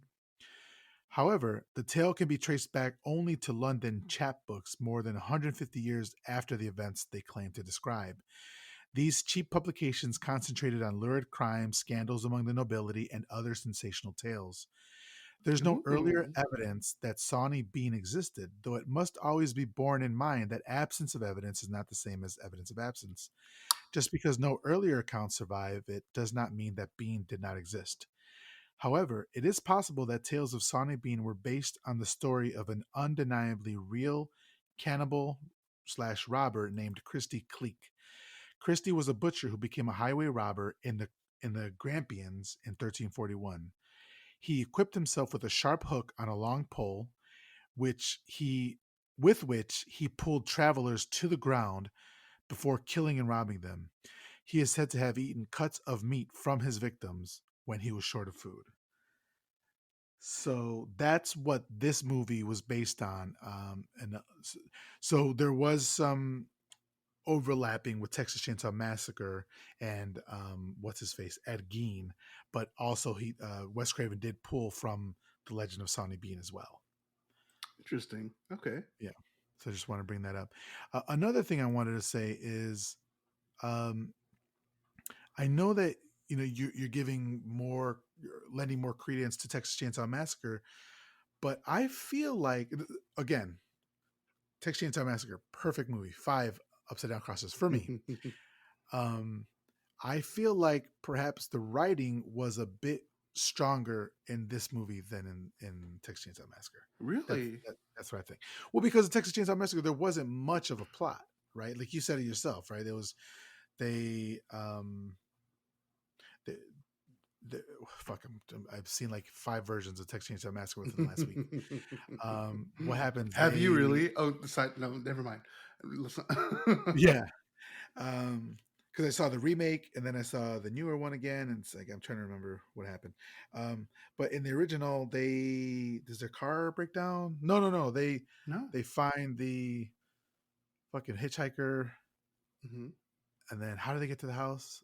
Oh, they Franklin wants to go yes, there. yes. Fucking Franklin. That's right. Okay. So anyway, so it's a very simple um plot, whereas this is also simple, but I don't know, I just I like the writing a bit more you, than in Texas Chainsaw Massacre. Also, you know there's what? no Franklin. Yeah. Well, I mean, but there's Ethel. Yeah, that's true. So, I do want to say, like, what I learned about Texas Chainsaw is this story left me wanting more. Like, I would have loved if they expanded on certain things way more, as opposed to The Hills Have Eyes, where, like, I don't even like what I got. I don't want more of that. I don't want more of that in any way.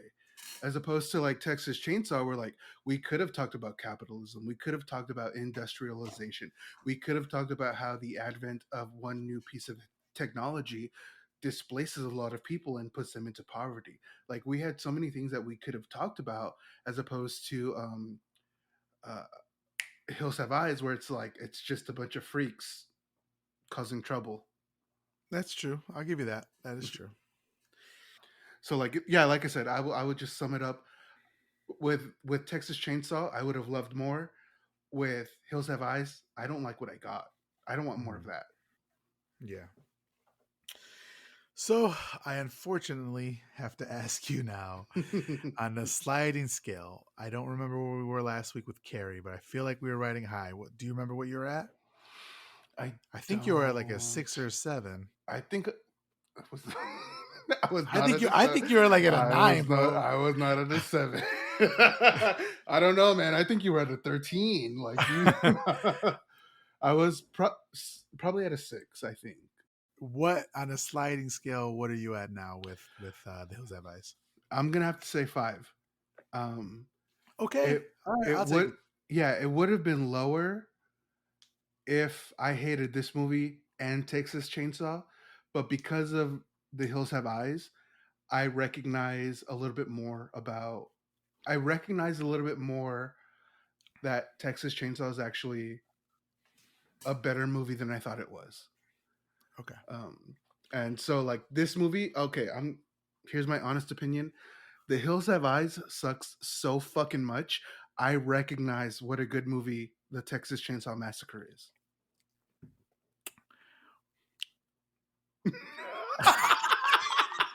We're not even on camera right now, but I can see your face. oh man.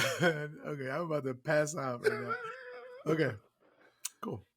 That's fair. That is fair. All right, so you're at a five. That's good. I still have two more movies to go. Listen, I was And at a zero when we started, okay, and okay, here I am halfway through. So, okay. All right. No, halfway through. No, oh no, I mean like oh, more than halfway. halfway Oh, I got you. in the Yeah, middle, like my score. Like, you know what? It's not as bad as I thought it was. yeah. Okay. So we got two more movies next week. I'm hoping for a great episode. We actually have a really kind of unique, kind of fun thing. We're kind of changing up the format just a little bit, and we're going to be doing Halloween 1 and Halloween 2 back to back, the originals. And, Hmm. and I think we're going to be having a blast with that. So that's going to be next week. And then for 1979, we have a little treat for you. We found a little like gem of a movie that not a lot of people have talked about and not a lot of people have seen. So I think we're going to be releasing the name of that movie a little bit earlier so that everybody could watch it and listen to the last episode of the season. And I think it's going to be a hell of a time. All right, Anthony. Once again, even though you were mean and rude, no, I'm just kidding. Um, So uh, nasty and so rude. no, you're a delight always. Um, can you please let everybody know where they can follow you? Same place as always on Twitter, AnthonyJeromm. On Twitter, Anthony Jerome M. That's where I'm most active. That's where I like to have the most fun. Miguel, how about yourself? If you'd like to follow me, you can follow the show at on Twitter at MHC Pod. You can follow me on Instagram at My Horror Confessional, I believe. Um, Question mark. question mark. If you'd like to email the show, you can email me at myhorrorconfessional@gmail.com. The music was done by Taylor Fox. She just dropped the cover for her album, which is with her group called Great Hag. And Mhm. she was actually playing a little bit of the music on Instagram as well. So that's going to be dropping very, very soon. Looking forward to that. And the art was done by the great Brian Demarest, who goes by Spooky Evil Flynn Flynn. or Evil Wait, Flynn. it's I'm not. sorry, Okay. who goes by Evil Flynn on Twitter. So you should look him up. And all these notes will be in the show description and all that. Also, we did just launch a Patreon, and due to everybody who has supported the Patreon with their pledges, we were able to make a donation of $120 to Planned Parenthood. It Hell was yeah. actually Planned Parenthood South Texas, and I just want to thank everybody who who supports the show. Without you, literally, we wouldn't be able to do that. So thank you very much. For the next 2 months, we'll be doing that as well. And my wife has found some other worthy charities to go along with that we're looking into. So yeah, so look out for that. And uh, if you feel like supporting us, just know that for the next 2 months, all pledges will be going to some sort of program that's going to be helping women's reproductive rights. So I just wanted to say that. And other than that, thanks so much for listening, and we'll talk to you next week. Peace.